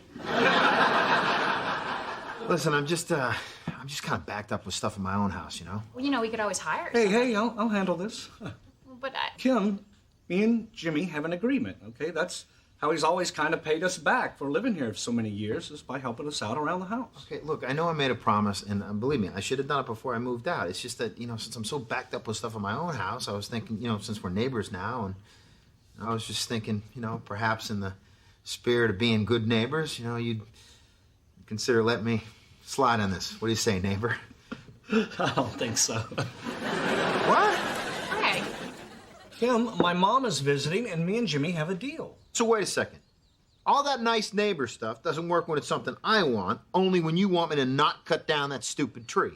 The tree is not stupid. I roll out of my bed every morning, and I reach out of my window and pick a fresh lemon for my morning tea. There's no better way to start the day. Well, you know what? Instead of grabbing my lemons, maybe you should roll the other way and grab one of Kim's. Hey! Seems to me a better way to start the day. You apologize to Kim right now. That's all right. Truth is, I wouldn't mind a little squeeze. Greg, listen, okay? Me keeping that tree means that I'm not going to get the yard that I always dreamed of. And you got to give me credit, man. I'm making a painful sacrifice for you. Oh, you want to talk about a painful sacrifice? Try coming down those stairs every morning for 4 years and finding you in your tidy whities. And let me tell you something. By the last year, they weren't so tidy. And they weren't so whitey. What the hell are you doing down there? What do you mean? Well, it's bad enough that you're telling Jimmy when I do and don't squeeze your lemons, but I mean, when I'm in the middle of an argument, you're supposed to back me up. Why? I thought you were wrong. Well, it doesn't matter if I'm wrong. United we stand, Kim. It's one of the main rules of marriage. Since when? Since God made Adam eat Eve's rib. Or whatever it is. Well, this must be a new rule because you sure didn't back me up the other day when that old lady took my parking spot at the mall. Are you still holding on to that? It was humiliating. We stood there yelling and you totally took her side. Kim, she barely spoke any English. I'm sure she didn't even know what side I was on. You stood behind me and went... Well, this is different. She didn't live in our guest house for 4 years. Now, Jimmy owes me. I expect you to back me up. Don't you dare cut that tree! What's that? I can't hear you over the chainsaw! Don't do it! You know what? I can't hear you over the chainsaw! Why don't we talk after I cut down this tree? Don't do it! Don't do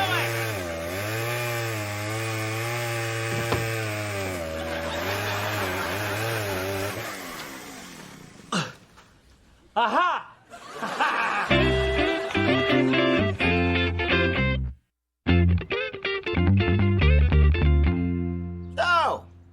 come to this, has it? Yes, yes, it has.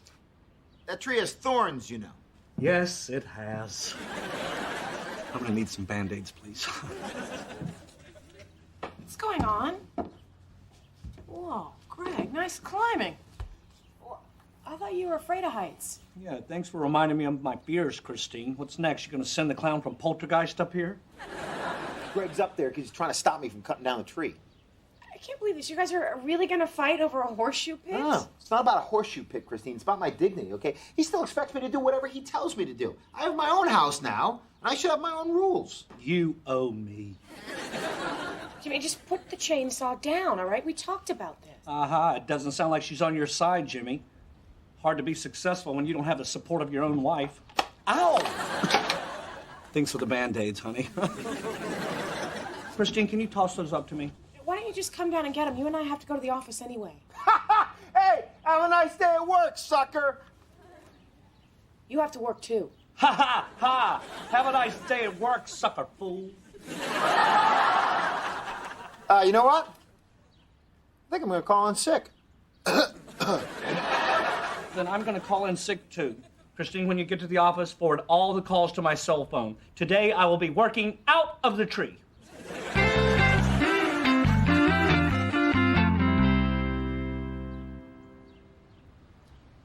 Ah, man. Just great to just kick back and relax for the day, huh? Especially on a nice, comfy lawn chair. Yeah. Tell you one thing a lawn chair doesn't have. Thorns. Yeah, another thing a lawn chair doesn't have, lemons. Oh, yeah, that's real mature. That's real mature. But actually, see, you're wrong.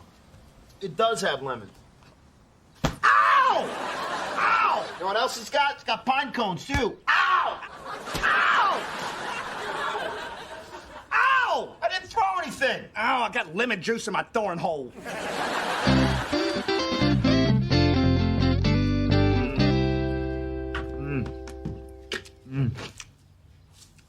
Hey, hungry? No. Come on, man, you didn't have breakfast. Not even your precious tea. I'm fine. All right, listen, time out. Okay? I know we're fighting, okay, but it's hot, and I know you got your blood sugar issues, so listen, I don't want you to get dizzy and fall, so seriously, if you start to feel woozy, just let me know, and I'll get you something to eat, okay? Maybe I could go for a little something. Man, why don't you suck a lemon, jackass?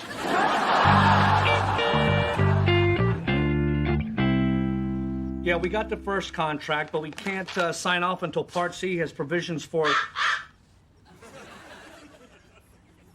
The contract's Part C needs provisions for the... Sorry, there's a crow. A crow. I am in a tree. Right? Anyway, before we can sign off, Part C needs provisions for... Ow! Oh, sorry. A neighbor just hit me with a rock. A rock! You guys are still out here? Greg, why haven't you answered your cell phone? I dropped my phone and Jimmy won't give it back. Oh, yeah, by the way, my cousin stationed in Tokyo says konnichiwa.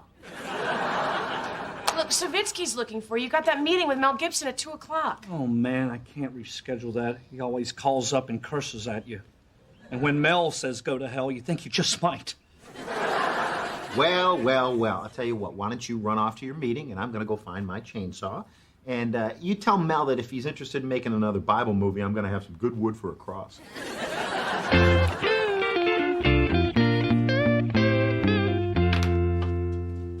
Well, I'll tell you, take some lemons, because they won't be there later. Jimmy, you're not going to cut this tree down. Oh, yeah? Why not? Christine, get down from there. Christine, don't move. Hey, you can't tell my wife what to do. Hey, she might be your wife, but from 9 to 5, she's my assistant. Christine, I'll relieve you when I get back from my meeting with Mel. Sorry, I'm on the clock. Good night, Tarzan. Good night, Cheetah. Well, I fed, bathed, and put the children to bed all by myself. Hope you're enjoying your little vacation in the tree. How about a little support here? United we stand, remember? Yeah, like at the mall. Will you drop that already? That woman probably didn't even know what I was doing. I mean, who knows? Maybe this in Russian means have a nice day. And maybe this means have a nice night.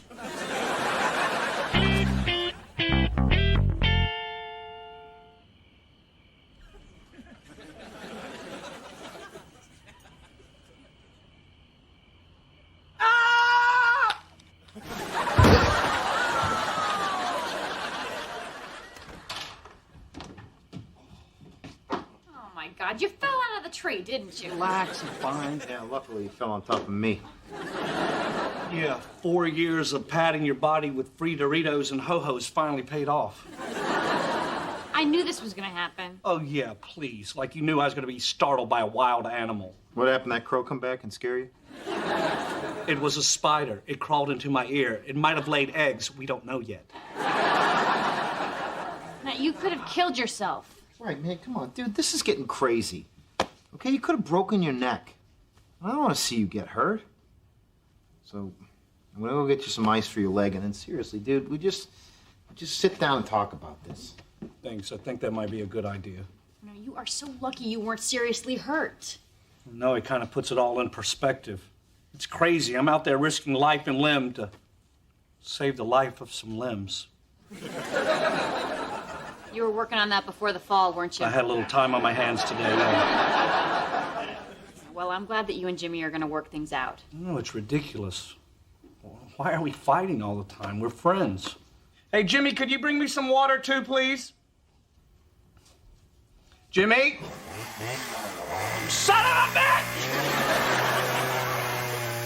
No, no, no, no, no, no, no!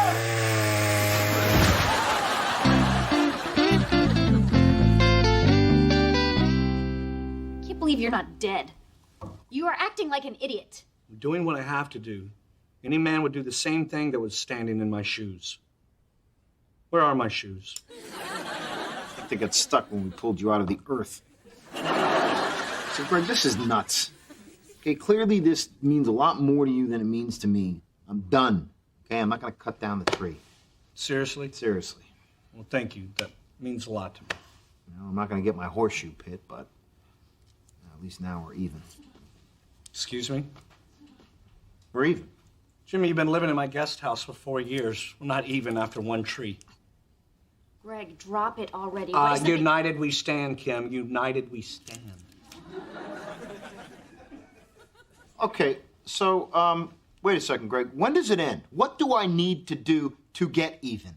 You need to help me as much as I've helped you, which will never happen because I don't need your help. Therefore, we will never be even. Look, if I can never get even, why am I even trying? You can go jump off your roof for all I care. I'm cutting down the tree. No, you're not. Oh, yes, I am. Well, you're going to have to go through me to do it. Ow. Okay.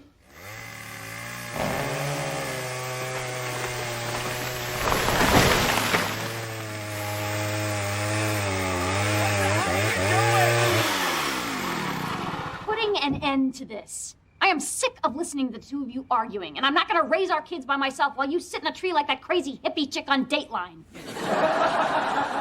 United we stand, Kim. You're supposed to back me up here. Yeah, well, you were supposed to back me up in the mall the other day. I don't know about you and Jimmy, but at least now we're even. Talk about crazy. They should put your nutty ass on Dateline. Well, guess you won. Hope you're happy. Greg, sometimes an argument gets so crazy and out of hand that the reason you started fighting ends up seeming so petty. Now, even though you won, you don't end up feeling good about it. This is not one of those times.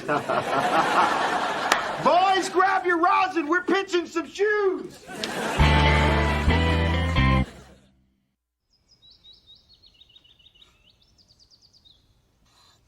Ooh.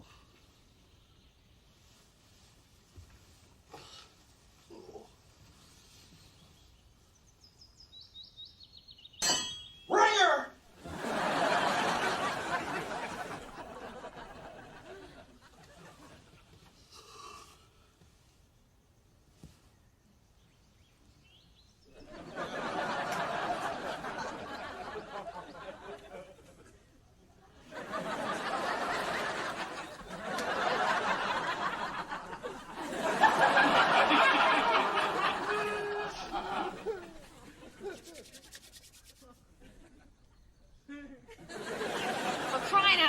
grab him already.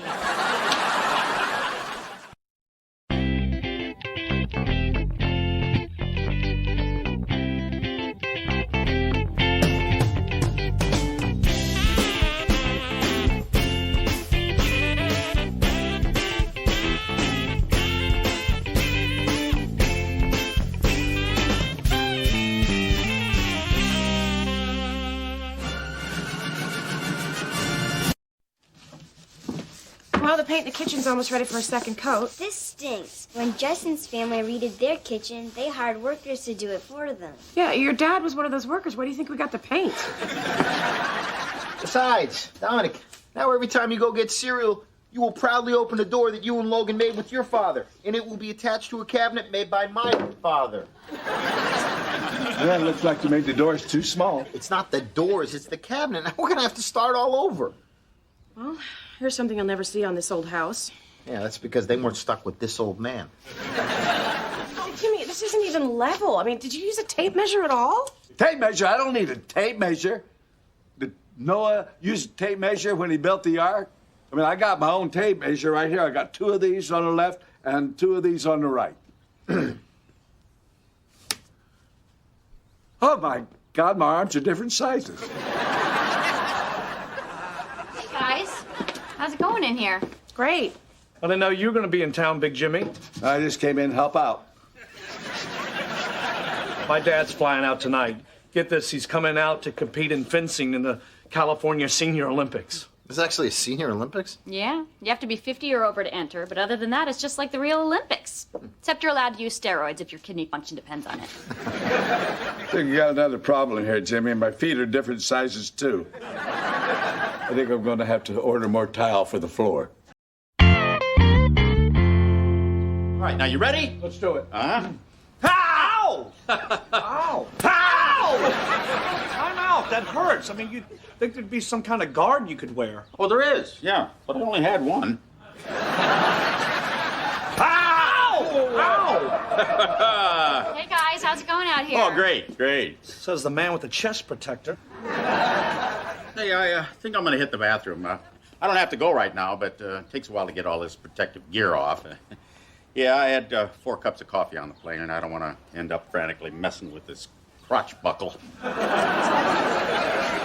Greg, listen, I'm trying to help Emily with a splinter, and Sammy really needs a bath. Can you do it for me? I can't right now, Kim. I'm busy sparring with my dad. He needs to practice against some real competition. And you're supposed to help him with that? Please, it took you an hour to break open the piñata at Emily's last birthday party. You know I had a sprained wrist. Yeah, from cutting the cake. The cake was frozen. I had a dull knife. Hey, man, how's it going? Not so good. My wife's mad at me, and I think my father just inverted one of my nipples. Yeah, it's not much better at my house. My dad thinks he's helping, but he keeps messing things up over there. Not as handy as he said he was, huh? He swallowed a nail yesterday. How does that happen? He said, hey, Jimmy, look at this. I'm going to swallow a nail. Hey, Jimmy, I've turned the shelves up, and it looks like they're a little crooked. Do my eyes look level to you? Hey, Tom, how's it going? Jimmy, how are you? Good to see you. Gosh. Hi, Big Jimmy. Hey, Tom. So, I guess you came all the way out here to enter the Geezer Olympics, huh?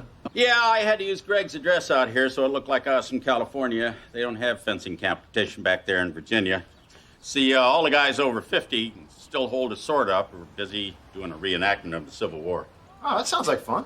That's what I thought when I volunteered last year. And I got killed in the first 5 minutes, and I spent the next 10 hours face down in the snow. So how's it work? You just, like, stab the other guy before he stabs you?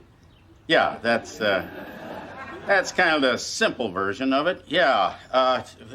Look, you're holding it wrong, though. Here, you want to do this. Just, you hold it like that, see? Yeah, yeah. Then you give it this. Yeah, yeah, that's just out from you. Hey, Dad, you're not so bad at this. Really? Yeah, you look like a natural. I mean, the way you move. Thanks. Hey, you know, if you're interested, maybe you could spar with my dad. Yeah, go ahead. Why don't you give it a try? Well, I don't know. He's kind of doesn't know what he's doing, I guess. It just, what? Hey, wait. Wow. Hey, Dad, you know what? Why don't you stay with Tom? Why don't you guys work out a little while? I don't know. I was going to do some rewiring in the kitchen so you'd have some extra outlets. I mean, whoever did that kitchen in the first place got a little hung up on safety codes. No, I'll tell you what, Dad. I'll just take care of it myself. You stay. You work out. Hey, Dad, you don't mind if Big Jimmy fills in for me for a while, do you? No, no. You know, it might be a good idea to get some practice against a different body type. Although I can't imagine ever seeing one like that again.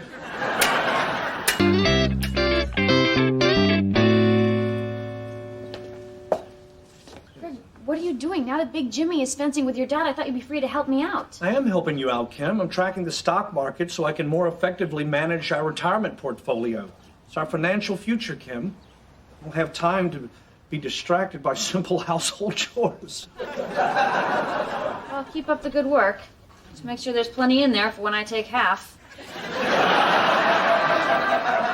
I could live on half. Okay, bring it on. All right, here we go. Ready? Ha! Ha! Ha! Ha! What are you doing? That's not. You don't understand the rules. When I attack, you defend. In a real sword fight, if both guys attack, they'd end up stabbing each other and they'd both end up dead. Not me. I'm using my long arm. Ah! Ah! Hey, how's it going in the kitchen back there? Oh, well, the blades have stopped flying off the ceiling fan that Jimmy installed. Yeah, apparently there's no truth to my dad's theory that the company puts extra screws in the box just to mess with your head. How's it going over here? Pretty good. Big Jimmy's been sparring with my dad all morning. Okay, here we go. Ready? Ah! Wow! Yeah, that's my dad. Hard to believe it's the same guy that's been regularly taken advantage of by the neighbor's poodle. Oh, yeah? Well, in my defense, it wasn't some toy poodle. It was one of those big, scary ones, you know? Looked like a greyhound with a wig. Well, that poodle's lucky he's not here today. That was pretty impressive. Well, it wasn't that great. I mean, I could have blocked it, but I felt a sneeze coming on, and it turned out to be a dud, but I mean, it kind of threw me. Yeah, well, I thought that move was amazing. My son said I was a natural, and I kind of think he's right. You know, I just started yesterday, and I think I'm doing pretty good, too. No, you're not. You don't have any technique. You don't follow the rules. You don't even know the difference between a pistol grip and a French grip. Yeah, well, I just happen to know there's certain establishments in Nevada where one will cost you $50 more than the other. You don't know what you're talking about. I can beat you anytime. Okay, Dad, come on. Don't be silly, okay? Tom is clearly a better fencer than you are. Well, I'll prove it to you, because I'm going to enter the Senior Olympics my own self. What? Dad, come on. Will you not... No. Look, if your father wants to compete, let him compete. I mean, sure, his intense practice regimen might not allow him to help us with our kitchen, but that's just a sacrifice we're going to have to make in order to support his quest for the gold. You're nuts, you know that? You're going to enter a tournament with no experience and no technique. I'm nuts. I'll tell you, I entered the Army with nothing but peach fuzz on my face, and I showed Charlie what for. Dad, you were in Korea. Charlie was Vietnam. No, Charlie had the bunk up above me. Snored all night until I broke his nose.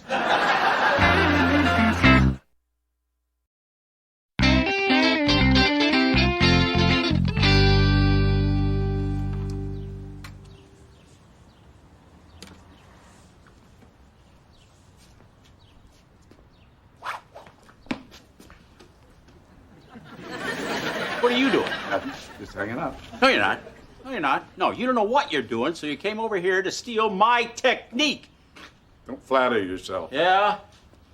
We'll see about that. Aha, see? Huh? I told you, Trinity. Just get out of here, will you? Well, you can't. Would you mind keeping it down? I'm trying to read to Sammy. Oh, okay, Kim. We're sorry. Okay. What? Well, you're not going to leave your left side open like that in competition, are you?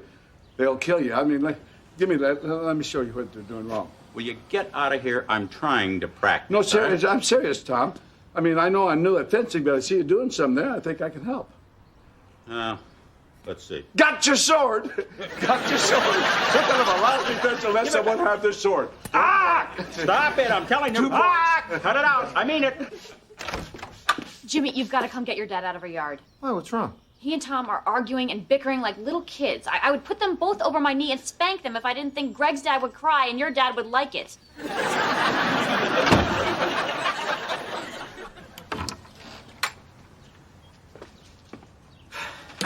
Dad, you gotta come home. Why? Because you're bothering Kim and you're bothering Tom. Just come back to the house and relax. I can't relax. I'm getting ready for the Senior Olympics here. Come on, Dad, you really don't think you got a chance to win, do you? Well, of course I do. You said yourself I was a natural. Yeah, Dad, listen, the only reason I said that is so you wouldn't help us with the kitchen remodel. What? I'm sorry, but you kept messing things up. Christine was losing her patience. Well, I can't help it if you and Christine are so damn particular about the way kitchen looks. I mean, every little thing has to be just perfect. No, okay, Dad, you just slap everything together willy-nilly that there's no right angles. I mean, my kitchen looks like it was built by Dr. Seuss. Well, maybe I'm not the best carpenter in the world, but I can fence. No, Dad, you can't fence. See, you do this all the time. You shoot your mouth off about how great you're going to be at something, and then when it comes time to prove it, you make a big fool out of yourself, okay? Just like you did with fixing up the house. Yeah, well, this is different. I mean, if you think I can't beat a bunch of old codgers at fencing, then you're crazy. You know, like big bit like shooting cats in a barrel. Yeah, Dad, it's shooting fish in a barrel, not shooting cats in a barrel. Clearly you were too young to remember our trip to Uncle Jack's farm. Then again, it's probably for the best.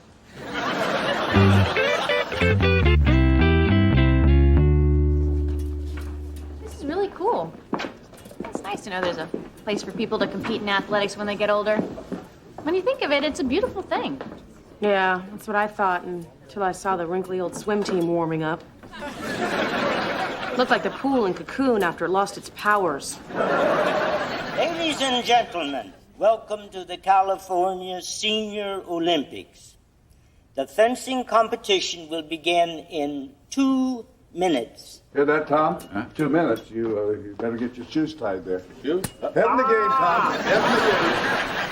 Well, son, you ready to watch your old man carve up these old geezers like a Thanksgiving turkey? Dad, please don't do this, okay? You're just going to embarrass yourself. Yeah, I heard that the first 10 times you said that. I got ears, you know. One may be a quarter inch higher than the other, but they both work. Our first match is Michael Futrell from San Diego versus Tom Warner from West Los Angeles.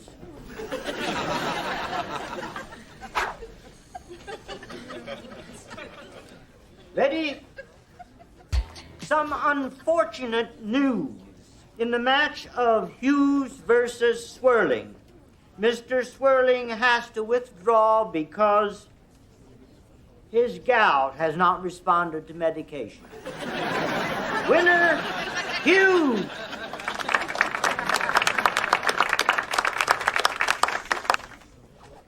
Ready? Fence!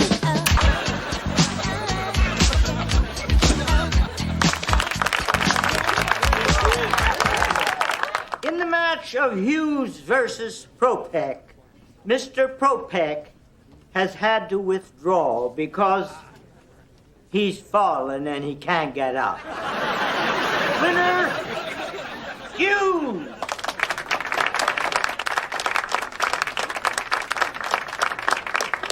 Our final match features Tom Warner against James Hughes. Both men to the fencing strip, please. Come on, Dad, go get him. Fire up the campfire, son. Your old man's about to put a wiener on a stick. Ready? Fence. Foul on Hughes for running off the strip. You didn't tell me I couldn't do that. Well, you can't. Point one. Ready? Fence. Illegal carry on Hughes.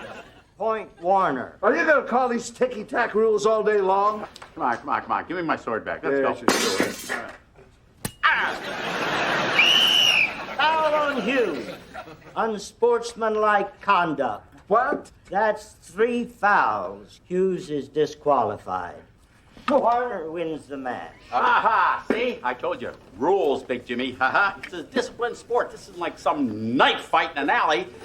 You want to win, you got to play by the rules. Well, if rules are so damn important to you, how come you lied about living in California? He don't even live here. He's ineligible. He lives somewhere like Virginia. Is that true? Yes and no. I'm bi-coastal.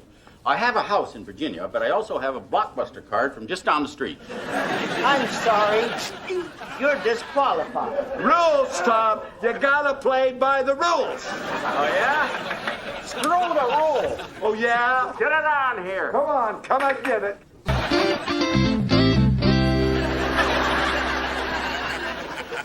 All right, Mr. Hughes. Come back in a few days to get that wound checked out. In the meantime, be thinking about what color glass eye you want.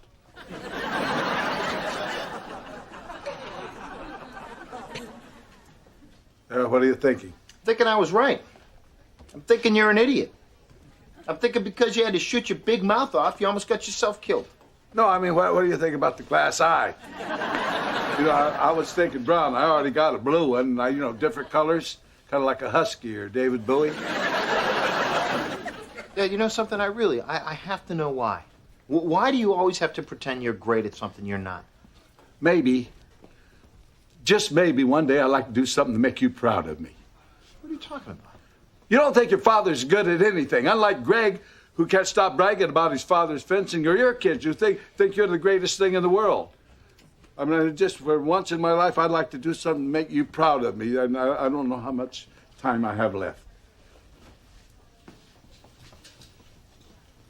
Dad, I don't know what to say. It takes a big man to admit those kind of feelings. I'm impressed. Will you say you're proud of me? Sure, I'm proud. I'll take it. Hey, guys. Hey, Big Jimmy, how you doing? I'm fine, thanks. Tom, I'm sorry I poked your eye out. Sorry I poked your eye out. So on the bright side, next year, maybe we can enter the Senior Special Olympics. Friends? Huh? Oh, yeah.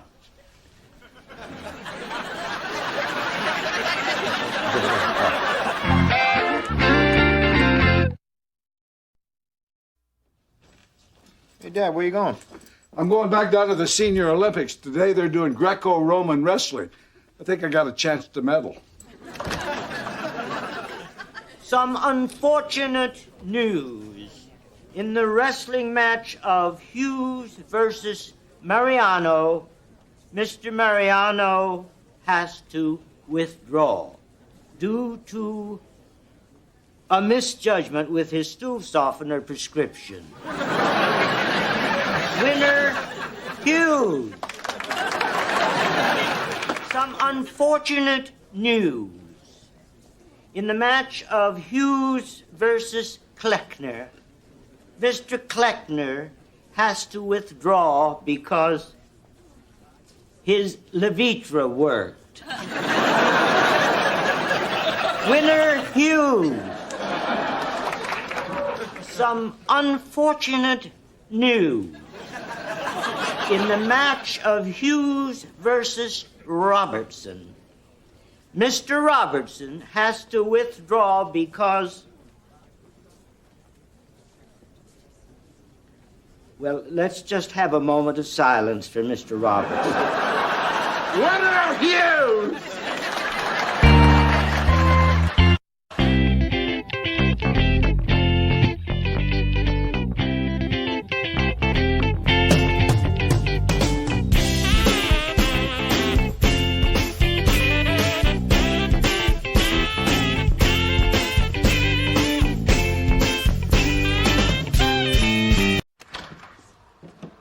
Hey, guys.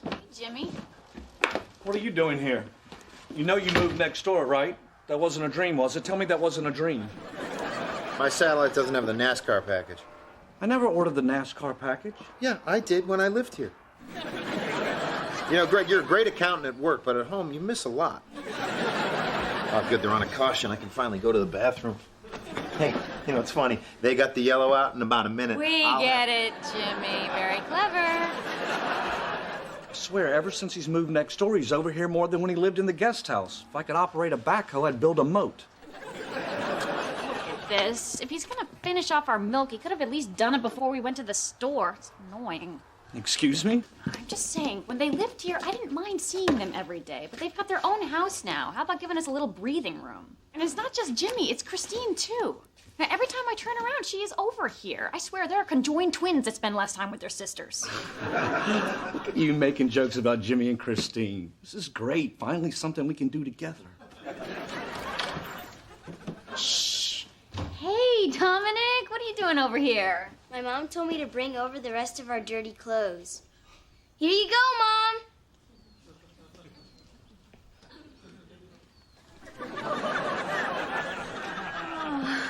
Oh, that's right, your washing machine's broken.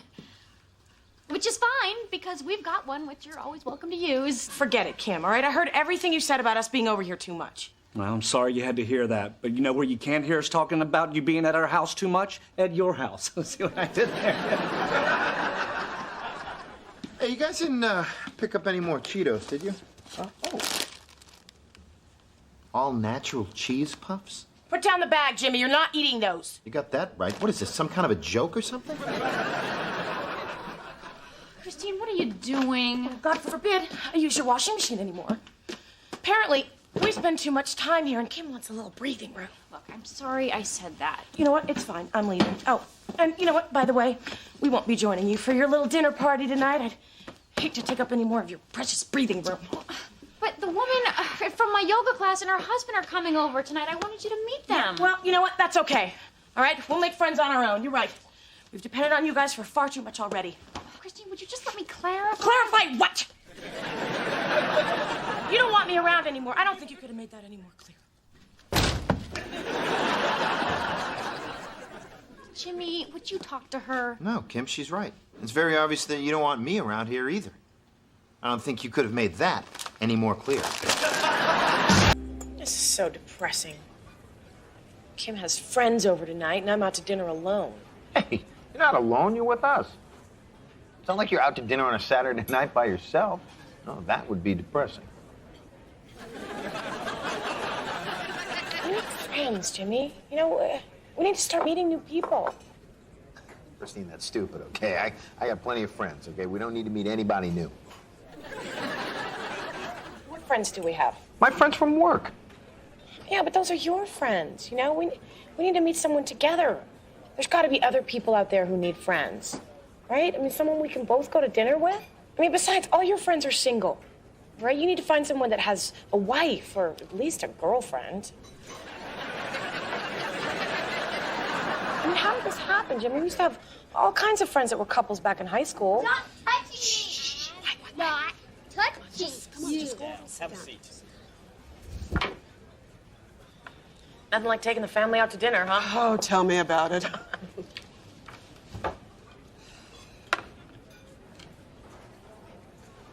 They make a great bacon cheddar burger here. What? The bacon cheddar burger. It's a winner. Christine, what are you doing? I'm making conversation. My name is Christine. I'm Susan. It's nice to meet you. Nice to meet you, too. This is my husband, Jimmy. Oh. Hi. So. My husband, Patrick. Hey.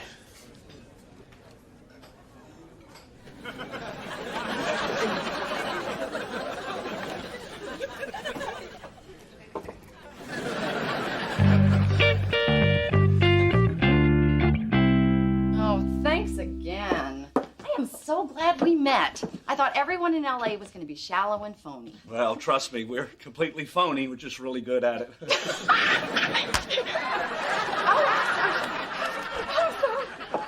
Hey, okay, take care now. See you soon. I don't ever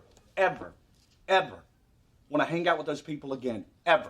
What am I gonna do? She's in my yoga class. Switch yoga classes, ignore her, don't return her phone calls. I don't care what you do, just ditch them. I don't want to be rude. I'll figure out some way to do it nicely. Can you believe that guy with all the fist bumping? My knuckles haven't been this sore since my Golden Glove days. Oh, please. You used to box when you were younger? No, my mom used to make me wear these girly yellow mittens during the winter. The other kids would hold me down while they stomped on my hands.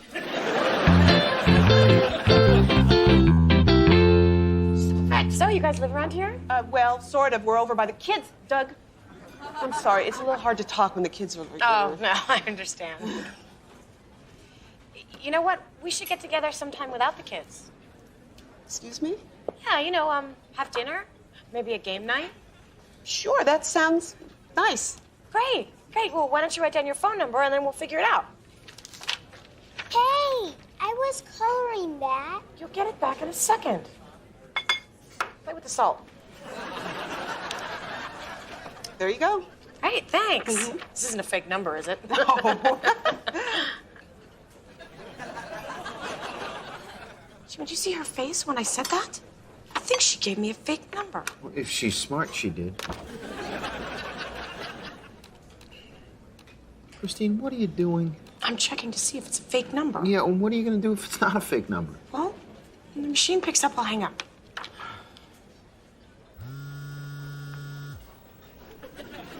Hello? Hello?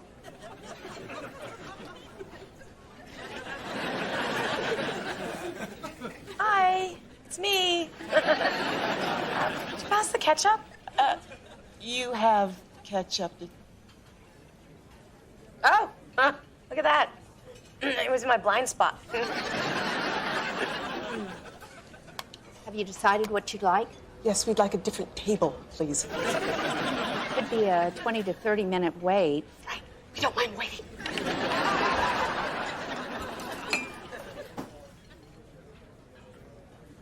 Actually, ma'am, if you don't mind, I'd like another table too, please.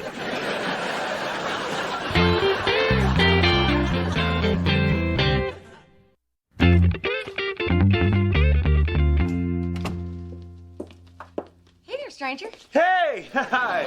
What are you doing here? Oh, after yoga class, Kim and I were talking about hanging out, but she said she had too much housework to do, and I figured if she had some help, she'd be done quicker and we could hang out. Well, aren't you sweet? You two have fun. Hey, sports fan, grab a dust rag, make yourself useful, man. We got some Trivial Pursuit to play. Men against the women. Oh, great. Thank you. What happened to the plan? You were supposed to take care of this. I tried. I told her I was busy, but she wouldn't take no for an answer. The more excuses I made, the more she insisted on helping me. Well, I'm not hanging out with those two tonight. Hit me once, shame on you. Hit me 25 times. Those people are freaking crazy. I don't know how we're going to get rid of them. They won't take a hint. Well, they won't have to. Enough hinting. I'm going to go in there and be firm. Well, we're all going to Catalina next weekend on their boat. What? I thought you said you were going to be firm. I was. I told them we couldn't see him anymore because our schedules were too hectic, but they somehow turned that around until we all needed a relaxing weekend in Catalina. Hey, time to lean, time to clean. That dishwasher's not going to load itself. They're so clingy. I don't know how we're going to get rid of them. I don't think they have any other friends. What if they did have other friends? What if we knew a couple that, say, lived next door that needed some new friends? We could pass them off on Jimmy and Christine. Like scraping our shoe on a rock. Looks like Kim and Greg are having their new friends over again. Oh, yeah? You think there might be some witchcraft going on over there, too, Mrs. Kravitz? Oh, God. Kim's coming over here. Here, turn that off. I don't want to know we're sitting around watching TV. Here. Pretend you're reading this book. Don't just stare at it. She'll know you're not really reading. Move your lips.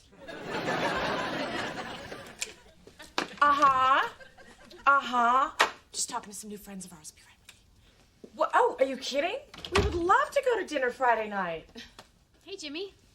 Hey, Kim. Just catching up on some reading. Great. Well, Friday night it is. What? No way. Oh, Susan, you are too funny. Yeah, Jimmy's right here. Oh, hold on. Patrick wants to talk to you. Hey, buddy. I'm gonna take this in the other room. Oh, really? Well, tell your wife that she has beautiful eyes, too. Who are Patrick and Susan? Oh, just these people we met at Denny's. We just hit it off like crazy. So, what's up? Actually, I wanted to apologize about the stuff I said the other day about you guys being around too much. Really? Yeah. We really miss you guys. Even Greg. He was just saying we have got to get Jimmy and Christine over here.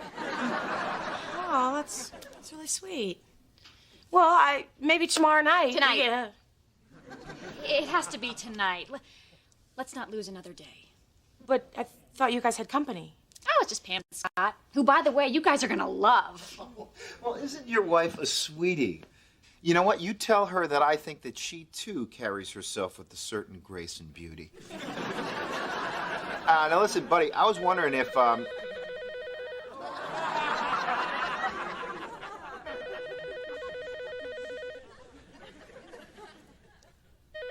Listen, Patrick, that's my other line. I'm gonna need to get this. Hello? We bought that phone in Tijuana. Apparently, in Mexico, with the call waiting, it actually rings. Okay, they're on their way over. I just hope we can pull this off. We just have to get through tonight. Once they cling to Jimmy and Christine, they're their problem. I think they're gonna like him. We just need to keep Scott an arm's length away from anyone he might try to fist bump. And we can't have Pam laugh. We need to make sure nobody says anything funny. Right. Maybe you should do most of the talking. Fine. I'll control the conversation, but if you see me getting into trouble, jump in about that summer that you and your girlfriends went to Paris. That one's a real snoozer. But you like that story. Kim, you spoke French, drank wine, and forgot to tip a waiter. It's not exactly Raiders of the Lost Ark.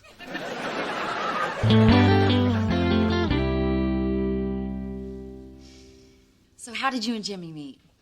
Oh, well, actually, it's a pretty funny story. Yeah? You tell it funnier than I'll I tell do. it. I'll tell it. They met in high school and became high school sweethearts, and well, here we are. High school sweethearts. Wow. Yeah. It was a pretty wild time. And some rough times. That was around the time our parents got divorced. Does either of you come from a broken home? No. So anyways, I got a funny story. The other day, I'm working the guard gate, and Will Ferrell drives up, okay? Oh, whoa. Yeah, okay? And he's on the list, but he doesn't have any ID. So That is funny. That is funny. But you know what's not funny? The other day, I saw a kitten get run over by a car. Oh no, that's terrible. Yeah, the kitten belonged to a little girl. She saw the whole thing. Really makes you stop and think. Okay, so anyways, the funny part of my story is we don't have time for funny stories, okay? A little girl lost her kitten. Forever. So, Pam, where did you and Scott meet? Oh, we both work for the same company in Seattle. Oh, Seattle. Oh, man, I have always been a huge Seahawks fan. All right, go Can you Seahawks! hold this for me? I need to tie my shoe. Jimmy and I were watching Sleepless in Seattle last Yeah. night. We were laughing so hard. I heard Seattle has a really high suicide rate. Do you guys know anyone that's ever, committed suicide? No. Guess it's just a matter of time.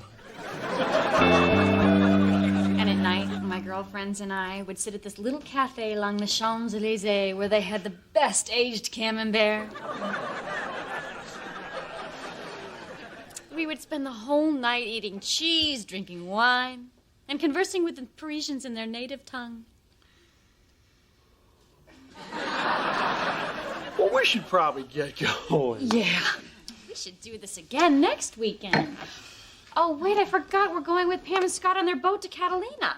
You know what? There's plenty of room. You guys should come along. Oh, really? Yeah, really? Oh, that sounds like fun. Oh, great. We'll see you this Saturday. Yeah. Oh, it was great meeting you guys, man. You gotta love this boat. Yeah. Oh, yeah, it's great. And sometimes out on the water, you see some interesting wildlife. Oh, well, you might see some on the boat, too, depending on what kind of booze you serve me and Jimmy. What the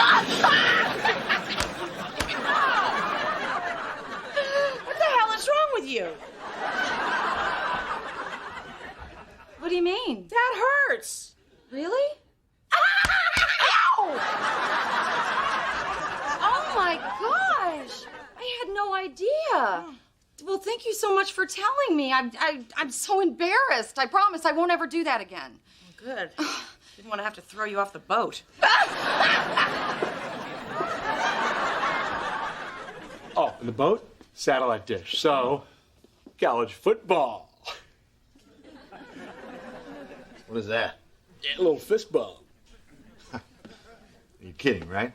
What? No, what? I mean, people do it. I saw it on TV. When's the last time you watched TV? 1993? Did you put that away? I told you it was stupid. Oh, you guys, we have to apologize. It's just that it's been so long since we had to make new friends. We're nervous. And I think we've been trying too hard. Oh, believe me, I know how you feel. I made a woman at Denny's change tables and cell phone plans all in the same night. Wow. Honesty. Who knew? You guys want to hear something really funny? We couldn't stand the fist bumping and laugh slapping thing either. Well, you must have thought we were lunatics. Oh, we did. Oh, but now we don't, and we can all hang out. Yeah, I mean, as long as we're being honest, you guys are a little depressing. No. That was just an act to get you to hang out with those guys. Oh, but none of that matters now. So, wait a second. That's why you asked us to come over here? So what, you just lied when you said you missed us? Well, you tried to pawn us off on them? That's just weird. I can't believe you guys. Yeah, that is so whack. Right, sir. Well, it was nice seeing you. Jimmy and Christine will see you Saturday. All right, man. We'll see you. Bye. Wait, it's not that big a deal. You guys are making too much of this. You're not really going to go out on their boat without us. Yeah, I think maybe we could use a little breathing room. Hear that? She stole my friend and my line. That is so whack.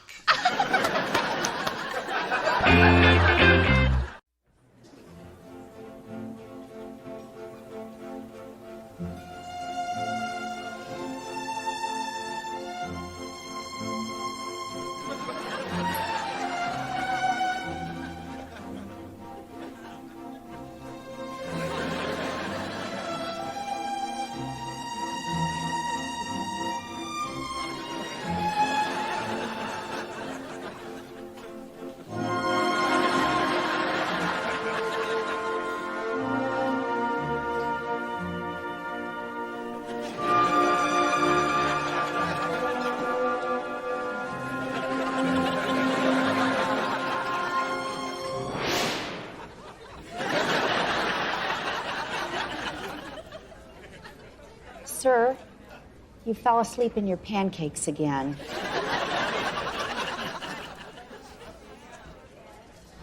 Listen, my friends and I noticed you were sitting alone. You mind if I take that chair?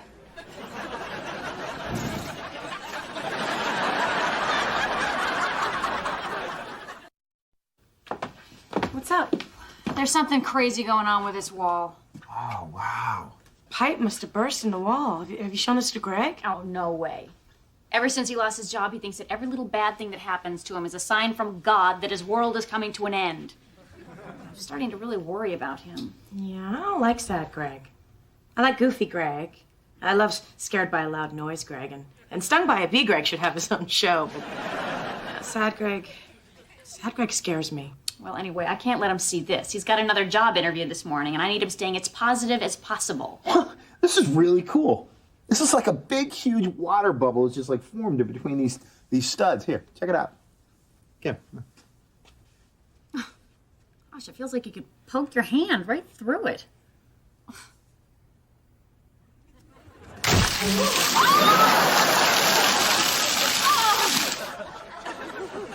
Oh, Kim, I am so sorry. Thanks a lot, Jimmy. I'm soaked.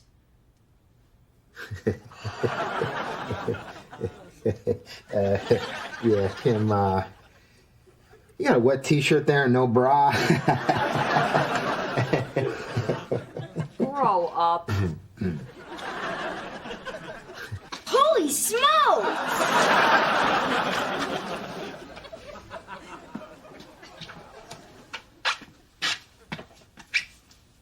Dominic?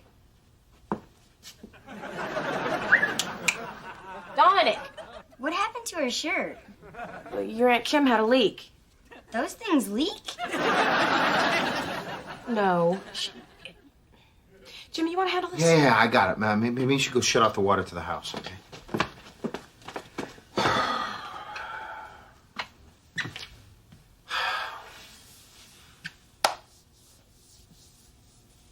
So, those were probably the first set of those you've seen that weren't attached to your mother, huh? Yeah. Pretty cool, huh? Yeah. Greg, you can't give up now. Today could be the day. Yeah, I guess I'll bounce over to the gas station around the way and see if they'll let a brother get his shave on. Holler back.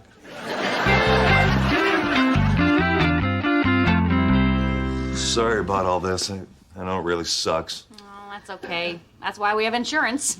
Actually, the only reason most people have insurance is because it's required by the bank that holds their mortgage. And here's the thing. The bank and the insurance companies are all owned by the same guy. I met him once. He's kind of an ass, but his wife is hot. So, what made you choose to be an insurance agent? I used to sell tuna sandwiches in parking lots, but then Jerry Garcia died and I had to do something. I guess your VW bus won't run on love. Actually, I drive a Lexus. You'd be surprised what a stoned hippie will pay for a tuna sandwich. Hey, guys. Hey. So they claim they'll start work as soon as tomorrow, but you won't have water, so you probably want to move out for a few days. Oh, you can stay with us? Oh, thanks. No, Greg is home. Who's Greg? My husband, listen, I don't want him to know you were here. Here, go out the back door and sneak around the side of the house so he doesn't see you. Did we do something wrong? I didn't black out for a while, did I? Just go.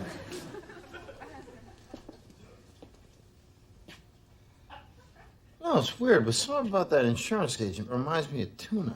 I got the job. You got the job! Yes, I did, despite the fact that someone tried to push me in 2 different piles of dog poo on the way there. Nice try, funny man. Hey, it's good for you, buddy. Congratulations. Not only did I get the job, but I also figured out how to change my radio stations back to light FM. You just hold them down till they beep. I'm back in the game, people. Hello, sir. What may I do for you on this most glorious day? I forgot to take the digital photos of the water damage in your guest room. Water damage sounds exciting. Well, don't let me delay your voyage. Get in there and snippety snap you some pictures. Seems like a nice fella. Yeah, well, I was waiting for the right time to tell you, but we've got some pretty severe water damage in the guest room. Also, we're gonna have to stay with Jimmy and Christine while they do the fixing. Woo! Sounds like an adventure. I'll get my sleeping bag. I think happy Greg scares me more than sad Greg.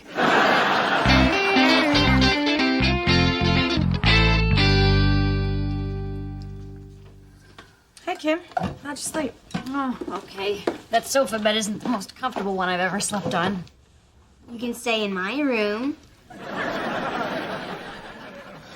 I'm fine on the couch, thanks. I got my lucky tie on for my first day of work. Good for you. Hey, Greg, I made you a cup of coffee for your drive. It's not every day you get to be a guest in my house, and I get to repay you for everything you've done for me. Well, that's a sweet thought, Jimmy, but you've lived in my house for 4 years, and I fed your entire family every single night. I've loaned you money, gotten you a job, basically done everything short of breathing air into your lungs. So you think this cup of coffee is going to be payback for all that? I could pour you a bowl of cereal if you got time. Yeah, I could pop you a tart, huh? Okay, well, I'm gonna go take a shower.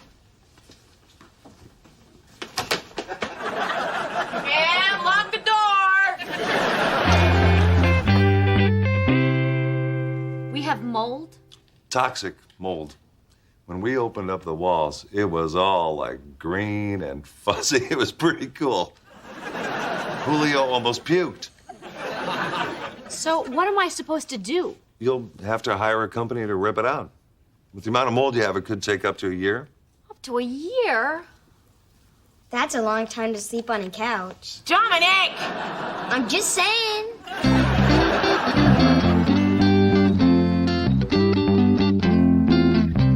Good morning. This must be Greg Warner.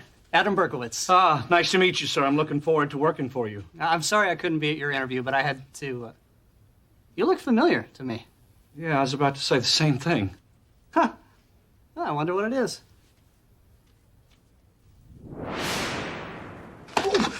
Stop it!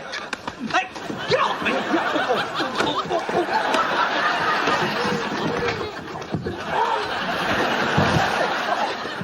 off my daddy!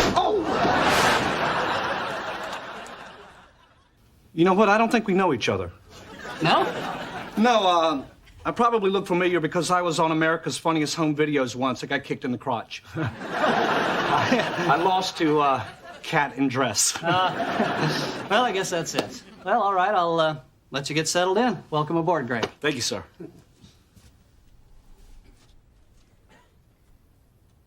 The waiting room at Dr. Bernstein's office. What's that? You son of a bitch!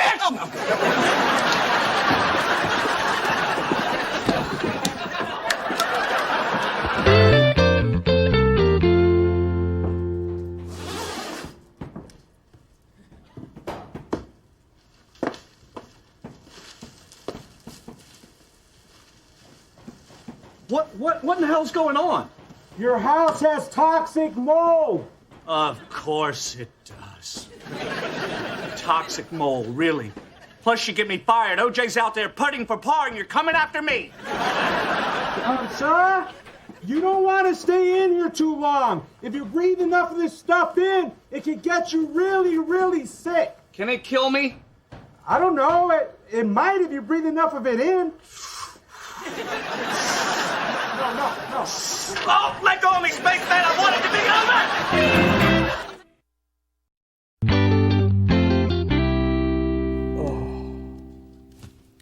A year. Up to a year. And not covered.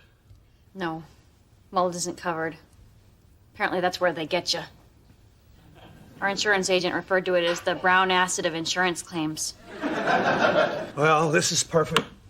This is just perfect. You know why? Because now I have nothing. Absolutely nothing. I have no house, no job, absolutely nothing. Wait a minute, that's not exactly true. I have my lucky tie. Yes, indeed, I have my lucky tie. And good thing, because it's turned out to be so damn lucky!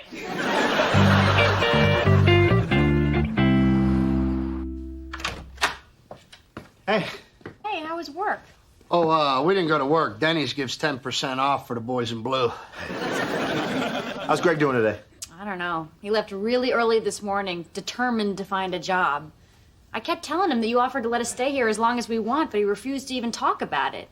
He's still acting really strange. Well, being out of work is hard, you know. Sometimes it just takes the right thing to motivate you to get you up off the couch.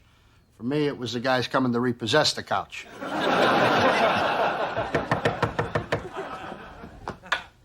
Oh, hello. A man gave me $1 to give this to you. Oh, well, thank you. What is it? Oh, that was a note attached. Dear family, friends, and Jimmy. It's from Greg. What? Although I may have lost my home and my job, I still have my pride, and because of that, I refuse to live under Jimmy's roof.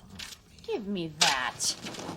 However, as I walk the earth, struggling to eventually return to my former glory, I will continue to do my best to provide for my wife and children. Along with this note, I have sent $27 and 3 pieces of pizza, one for each member of my family. Sorry, I didn't know this was for starving children. He's lost his mind. We gotta talk to him. Well, how? He could be anywhere. We don't even know where to start looking. Hold on a second. We might not know where he is, but we know where he's been. Jimmy, you were born with a gift, right? A gift that, well, until this very moment was completely useless.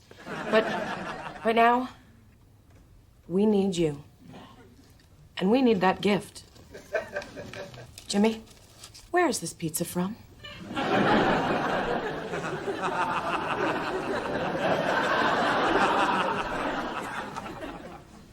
All right, I can tell by the crust it's not from Pizza Hut. Wrong color sauce for Papa John's.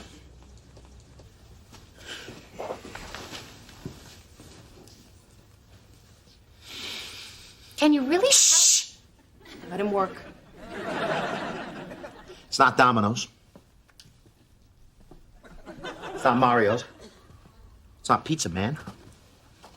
Definitely not Charlie's.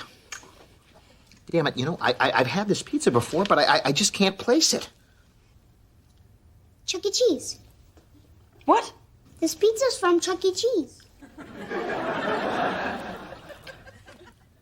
Yes, it is, son. It is. I'll go get the kids and we'll go find him.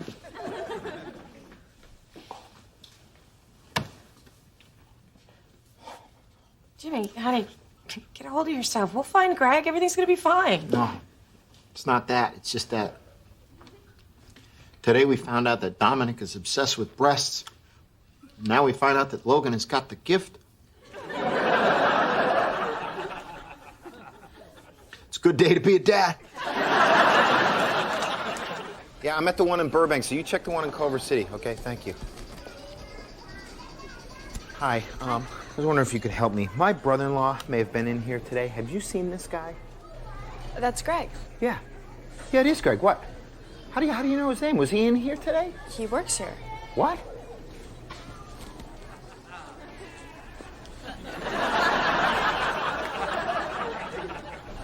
Greg?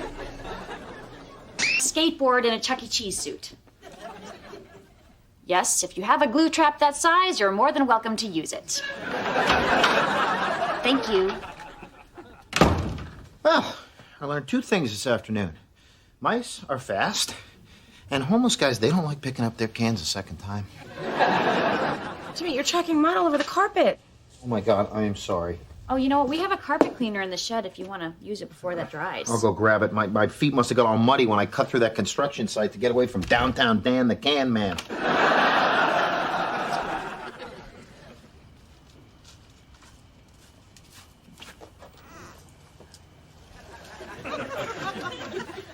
Why can't you just leave me alone? Greg, what are you doing? I'm watching Blind Date and enjoying my high-protein meal in a can. No, Greg, I mean, what are you doing? Why are you out here in the shed? Why are you having kids deliver pizza to our doorstep? Well, I mean, why are you working as a giant mouse? I was driving around trying to clear my head. And I got a flat tire because somebody put a nail in the road. I stop at Chuck E. Cheese to use the phone. I hear the manager freaking out that Chucky's late. There was no one to fill in, so... Oh, so you became Chucky. Well, at that point, I'd rather be anybody than Greg Warner. And the longer I had on the costume, the better I felt. I mean, I might be useless to my own family, but to every other family, I was a hero today. Oh, so ironically, you were a man because you were a mouse. We thought we heard your voice. What are you doing? Greg is living in the shed. What? Until I get back on my feet, I want to live on my own property, okay? Fine. Then I'll stay out here with you. If you're too proud to live in Jimmy and Christine's house, then so am I. You'd really do that for me? Of course, I'm your wife.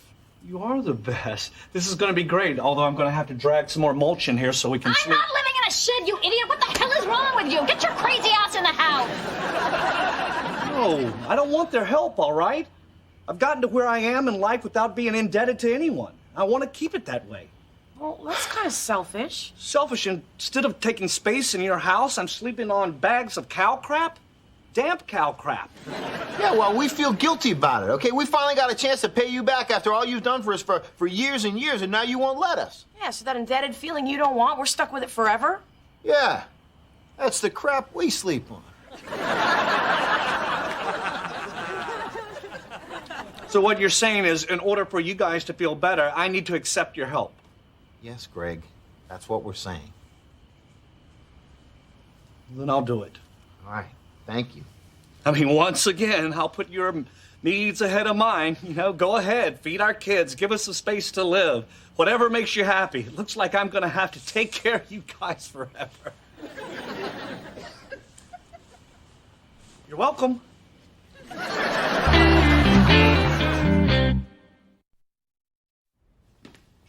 Well, I just got off the phone with the contractor. He says we might have to tear down the whole house. Get this. We have termites. Termites. Bravo! Tear it down.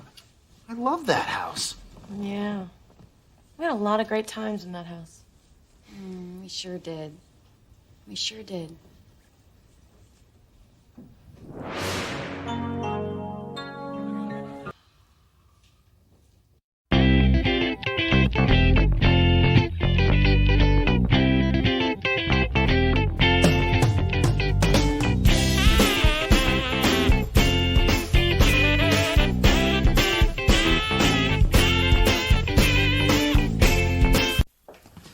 Hey, Kim, you mind if we grab a cup of coffee? What happened to the coffee maker we bought you as a housewarming gift? Oh, actually, Kim, you didn't buy us a coffee maker. You bought us a coffee pot. You are the coffee maker. Hey, Greg, what do you think about the big rumor? The rumor that you moved next door? So far, there's been no evidence to back that up. No, it worked. There's a rumor that the studio is going to be taken over. Greg, is this true? Of course not. If the studio was being taken over, I'd have heard about it. Savitsky tells me everything, which is great, except when he comes back from Vegas. Some things need to be kept between a man and his massage therapist. Makes you think, though. I mean, if there was a takeover, they might make some changes. Yeah, you know, with new management, maybe the guards could get some more leverage. We can finally get that voice-activated gate lifter we've been lobbying for. Really, Jimmy? It's too much to push a button? Carpal tunnel is no joke, Christine, okay? I want to be able to play with my grandkids when this job is over.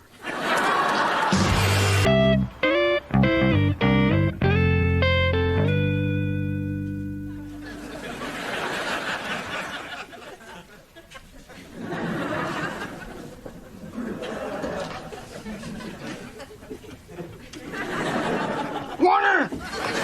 Hi, Mr. Savitsky. Stop slinking around out there. You'd be the world's worst ninja. You're like Crouching Tiger, Annoying Dragon. Sorry, sir. I just have a question. I don't want to sound paranoid or anything, but I've been hearing some rumors going around, and, well, do you know anything about there being a takeover here at the studio? A takeover? Who told you that? Well, it's just been going around amongst some lower-level people. Is it true? No, please. Nothing is changing around here, nothing at all. Great. That makes me feel a whole lot better. I was beginning to think that I was out of the loop, you know. Never, Warner. Nothing happens around here behind your back. Well, thank you, sir. Sorry I wasted your time. Where's the chair? What chair? I'm sure I was just sitting down here. Yes, but I believe it was Indian style. What the hell is going on around here? All right, there's going to be a change. The board has brought in some guy named Paul Mercer to be in charge. They're moving me down the hall and giving me another title. Well, why didn't you tell me any of this? I couldn't tell anybody. If I did and their stock traded, I could go to jail. And in jail, getting points in the back end means something totally different.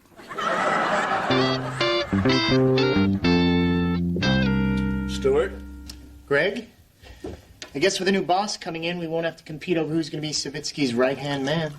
Well, I never thought of it as a competition, Stuart. It was always me. That's interesting, because just the other day, he told me I remind him of one of his sons. Oh, really? Which son? The one that stole his rare coin collection to support his Oxycontin habit? Or, the transsexual bulimic that he tries to keep hidden away in Amsterdam? Gentlemen. Hello, sir. You can have Savitsky. I'll take the new guy. What do you know about him? Well, just that he worked at Disney. Mr. Mercer, Stuart Nickel, it is an honor to meet you. I really respect what you did over at Disney. Really? Yeah. I never worked at Disney.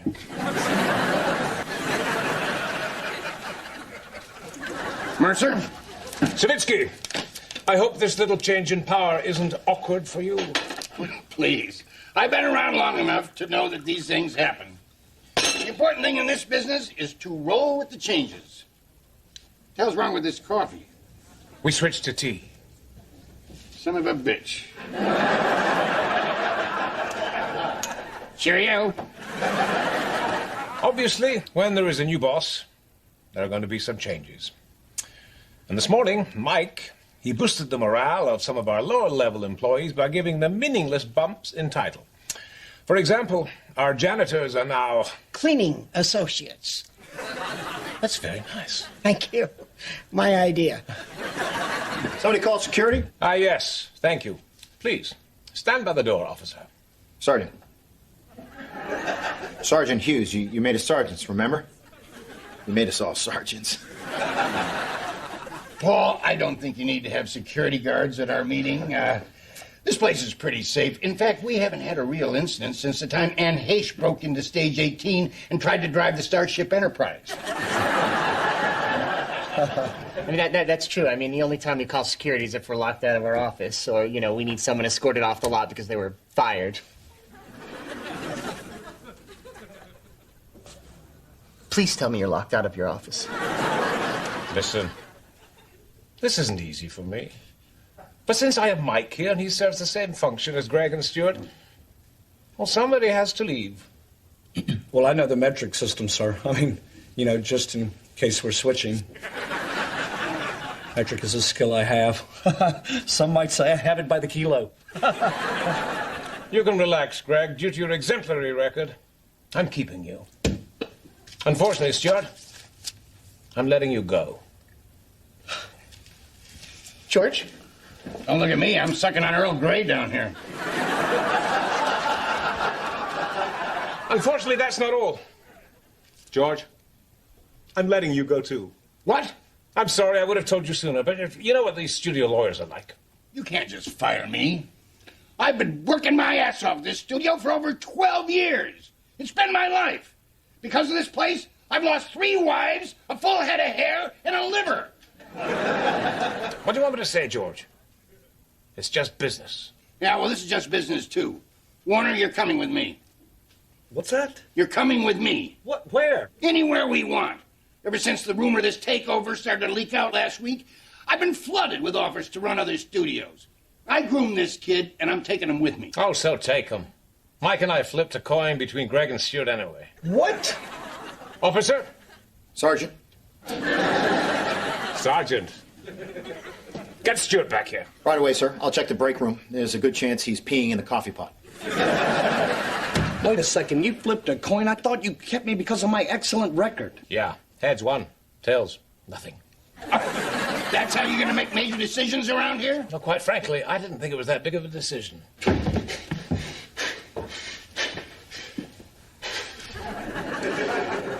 Thank you. You know what? You can keep him. I don't want to work for some jerk who's going to decide my fate by the flip of a coin. And I'm certainly not going to work for someone stupid enough to fire a legend in this business like Mr. George Savitsky. You tell him, Warner. I got a lot of good days left in this town, and you better believe there will be no greater one than the day where I get to watch you fail. And fail you will. George Savitsky will always be on top in this business, and I will be right there standing beside him.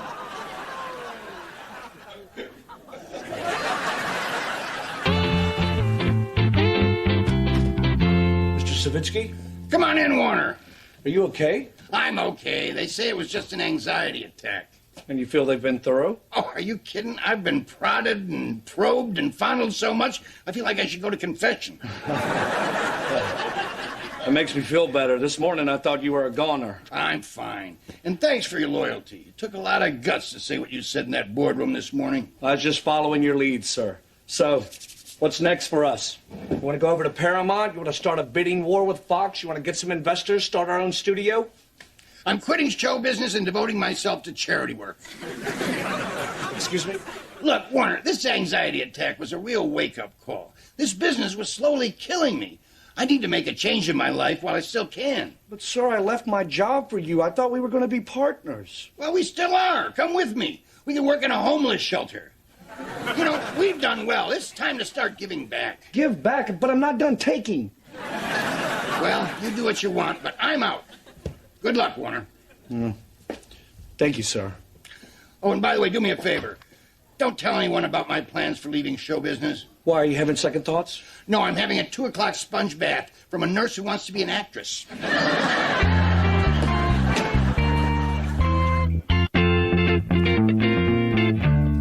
Okay, kids, go wash up. It's time for school. So, you want to come by work today and have lunch with me? I thought you had to go with Logan on a field trip today. Oh, no. Logan's not allowed on any more field trips. Last month at the firehouse, he kept laughing every time they said flame retardant.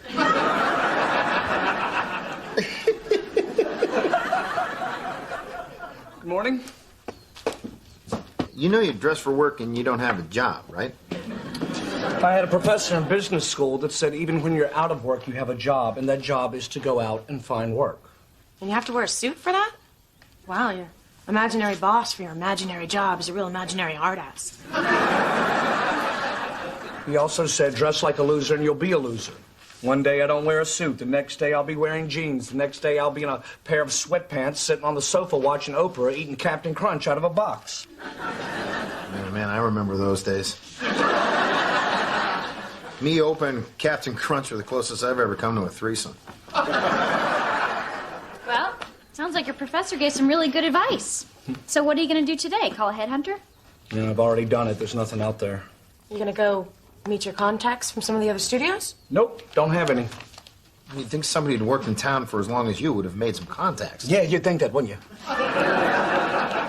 So, what are you going to do? I don't know, Kim. The professor said put on a suit. He didn't give me a lecture about what you should do when you throw your whole career down the crapper. Come on, you'll get another job. Not like that one. I don't know what I was thinking. It was the perfect job. Well, so go get it back. Oh, yeah, after what I said to Mercer in the boardroom the other day, there's no way. There's always a way. Greg, do you know how many jobs I've had to go back and beg for after I've been fired for doing stupid things? It's true. Yeah. You're looking at the guy who thought he could save space at the pet store by putting the bunnies in with the snakes. But I apologized and they took me back. And the next week, when I put the snakes in with the mongoose, I apologized again.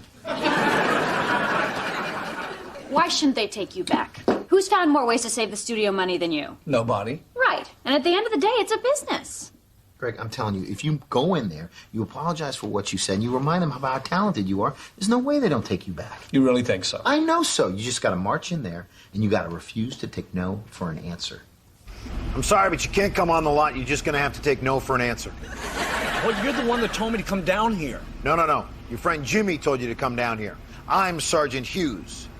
Sergeant Hughes was told by his supervisors, who are watching from that camera right over there, that you are now considered a Code 45 and you are no longer allowed on the lot. Well, then that's it. I give up. I guess I'll just go home. No. Dude, you can't quit now. But you just told me I can't get on the lot. No. Sergeant Hughes told you can't get on the lot. When I turn away from the camera and I talk like this, I'm Jimmy. When I talk like this, I'm Sergeant Hughes. What are you talking about? Well, that depends on who you're asking. I'm telling you to go home. I'm telling you to find another way in. This is pointless. I hope you're happy you wasted half my day. Oh, cry me a river. It's not my job to help jerks like you. Good luck, buddy. I'm rooting for you.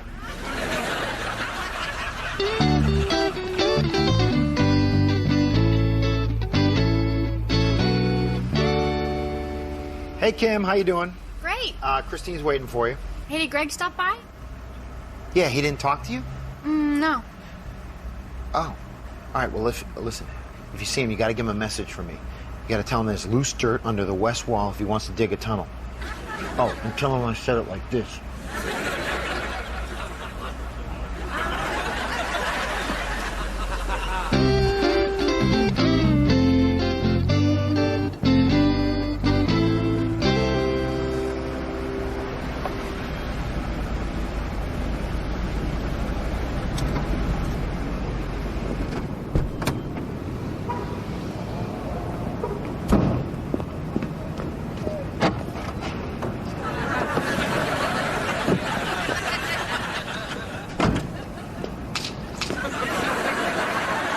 Now, look, of course, I'm terribly sorry, but... Oh, no, please, will you tell Tom Cruise that in the UK, that is what we call a cigarette? Code 45. Warner, how are you? Very good, sir. I just stopped by to talk to you. Did you just say code 45? Excuse me? I just thought I heard you say code 45, which is the security code for there's a crazy man on the lot. Oh, what you mean, like right now on the telephone? Yeah. No, I said Colt 45. You see, we just greenlit a movie on the rap industry, and what better way to keep it real than with some malt liquor? You're just stalling till security comes to get me, aren't you? Yes. Yes, I am. Come with me. What? Hands behind your back. Hey, could you pretend I'm cuffing you? I forgot my handcuffs on my bedpost. Sir, I know you were just covering, but a movie about the rap industry is a fantastic idea. I mean, if you need someone to spearhead the project, I'm very tapped into that world. Really? Yeah, I mean, in fact, rappers aren't drinking malt liquor these days. They're drinking Cristal. I don't know where you're getting your research from, but last night on MTV Cribs, P. Diddy was drinking Hypnotic. Really? Well, thank you, Mike. For shizzle, me nizzle.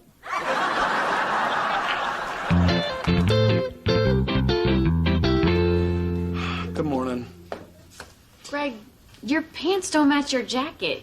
You're wearing two different suits. So what? I'll just take off the jacket and just pretend in my imaginary job that it's Casual Friday.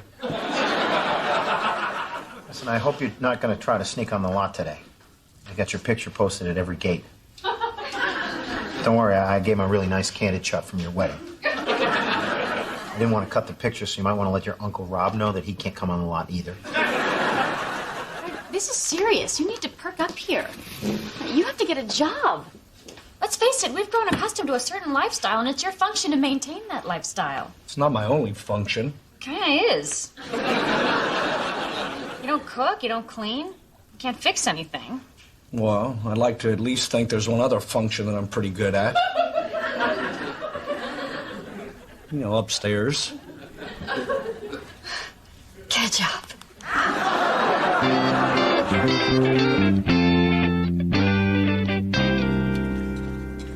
Here you go. Enjoy. Be sure to stick around afterwards for the entertainment. I'm going to read a few chapters from Charlotte's Web. Okay, now listen, just focus. If you can light his competitive fire for Hollywood, you're back in business. Okay, got it. Hey, check it out. There's our squeegee guy from our off-ramp. I'm gonna go say hi. How you doing, Mr. Savitsky? Warner, good God, did you blow through your entire savings in 4 days? Come here, I'll give you some peas. Oh, not these. I'll get you the good ones that the volunteers eat in the back. No, listen, to tell you the truth, I've been thinking about what you said about giving back, and I came down to help out. Well, that's fantastic. Well, tell you what, why don't you grab some of that Salisbury steak and put it in the blender? Not everybody down here has the chompers for tough, cheap meat. I gotta ask you, with all the off-ramps in the city, why do you work at ours? You know, it's demographics. The poor got no cash, the rich got no compassion. I like your neighborhood. Just enough money and just enough guilt. Plus, there's a big bush where I can go pee at. Well, I guess you haven't been reading the trades, have you? Nope, not a peep. Well, it's just as well. They just keep talking about this Paul Mercer and all the big projects he's got going. Now he's doing this thriller where a tornado hits during an earthquake, and when you think it can't get any worse, it starts to hail. That was my project. That was going to be my Armageddon. Well, not anymore, sir. Now your project is to make sure nobody's arms are getting in the gravy. Tell me, who's who again?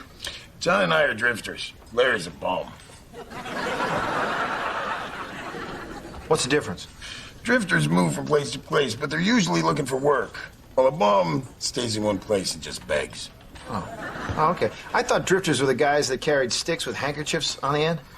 No, that's a hobo. Oh. Okay. Well, so who's more desirable, a drifter or a hobo? You know, like, who do the bag ladies go for? The one that doesn't have the lice. Listen, Paul talks a good game, but unless he lands a star, he's got nothing. Well, that's just it. He's close to signing Jack Nicholson to a 3-picture deal. What? I've been working on Nicholson for the past year. If he signs, it's because of me. It must be aggravating to hear all this about Paul Mercer. It's infuriating. Sir, you're spilling soup all over the place. I don't care about the soup, Warner. I've worked too long and too hard to let some limey fish and chip eater come along and make me out a fool. Well, unfortunately, there's not a lot we can do about that now, sir. What? Of course there's something we can do.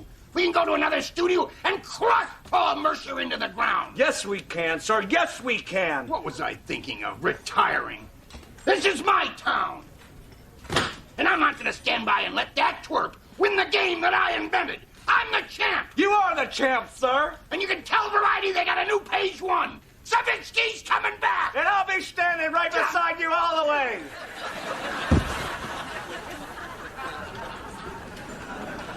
Sir? Champ? Damn it! So, day 12 of unemployment. How's Greg holding up? Not bad. He seems to have found a new routine. Kim, get in here. Oprah's doing her favorite things. Bring Kleenex.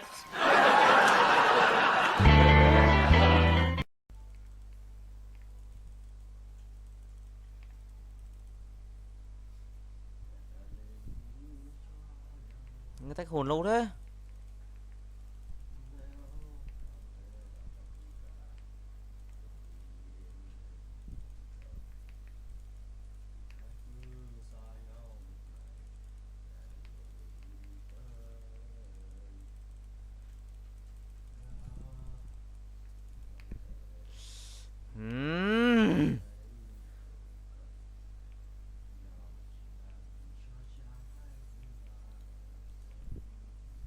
Ăn rì vãi.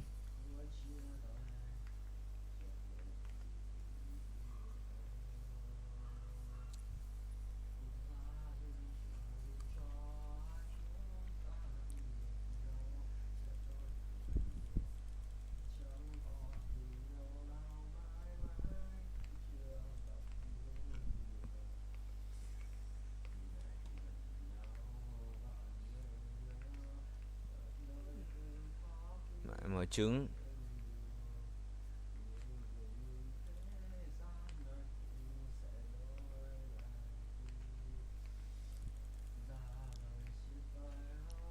Đẹp.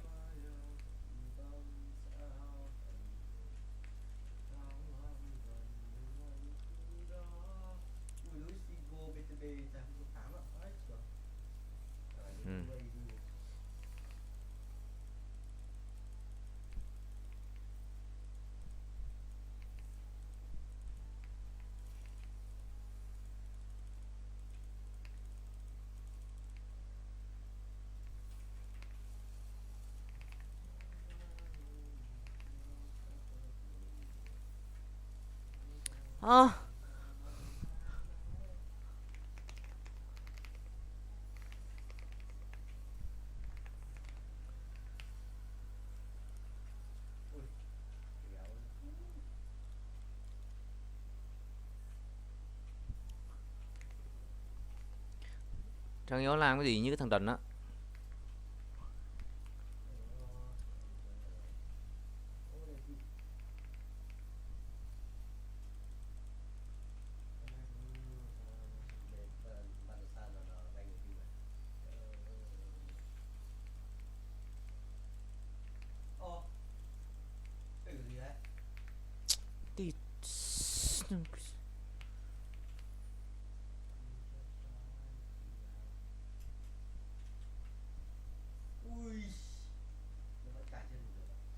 Khó chịu quá à.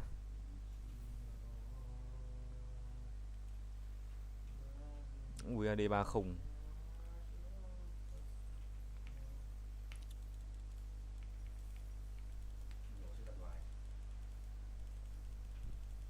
AD xanh thế.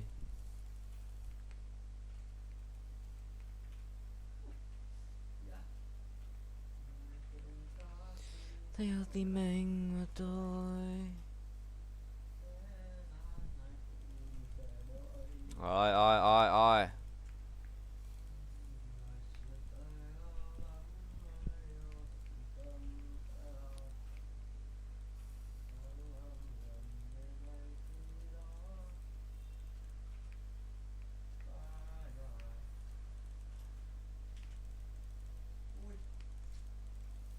rồi, thằng chó đây rồi.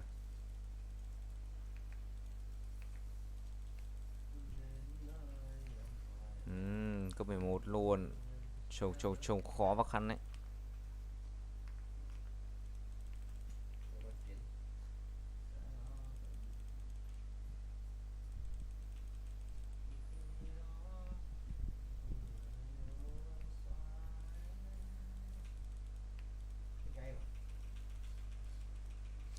Có người gọi cấp cứu anh này.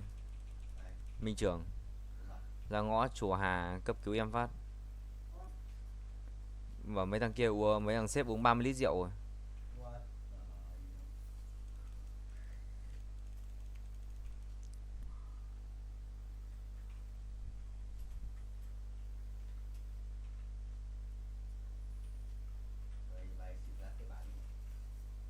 Một em thành cái nơi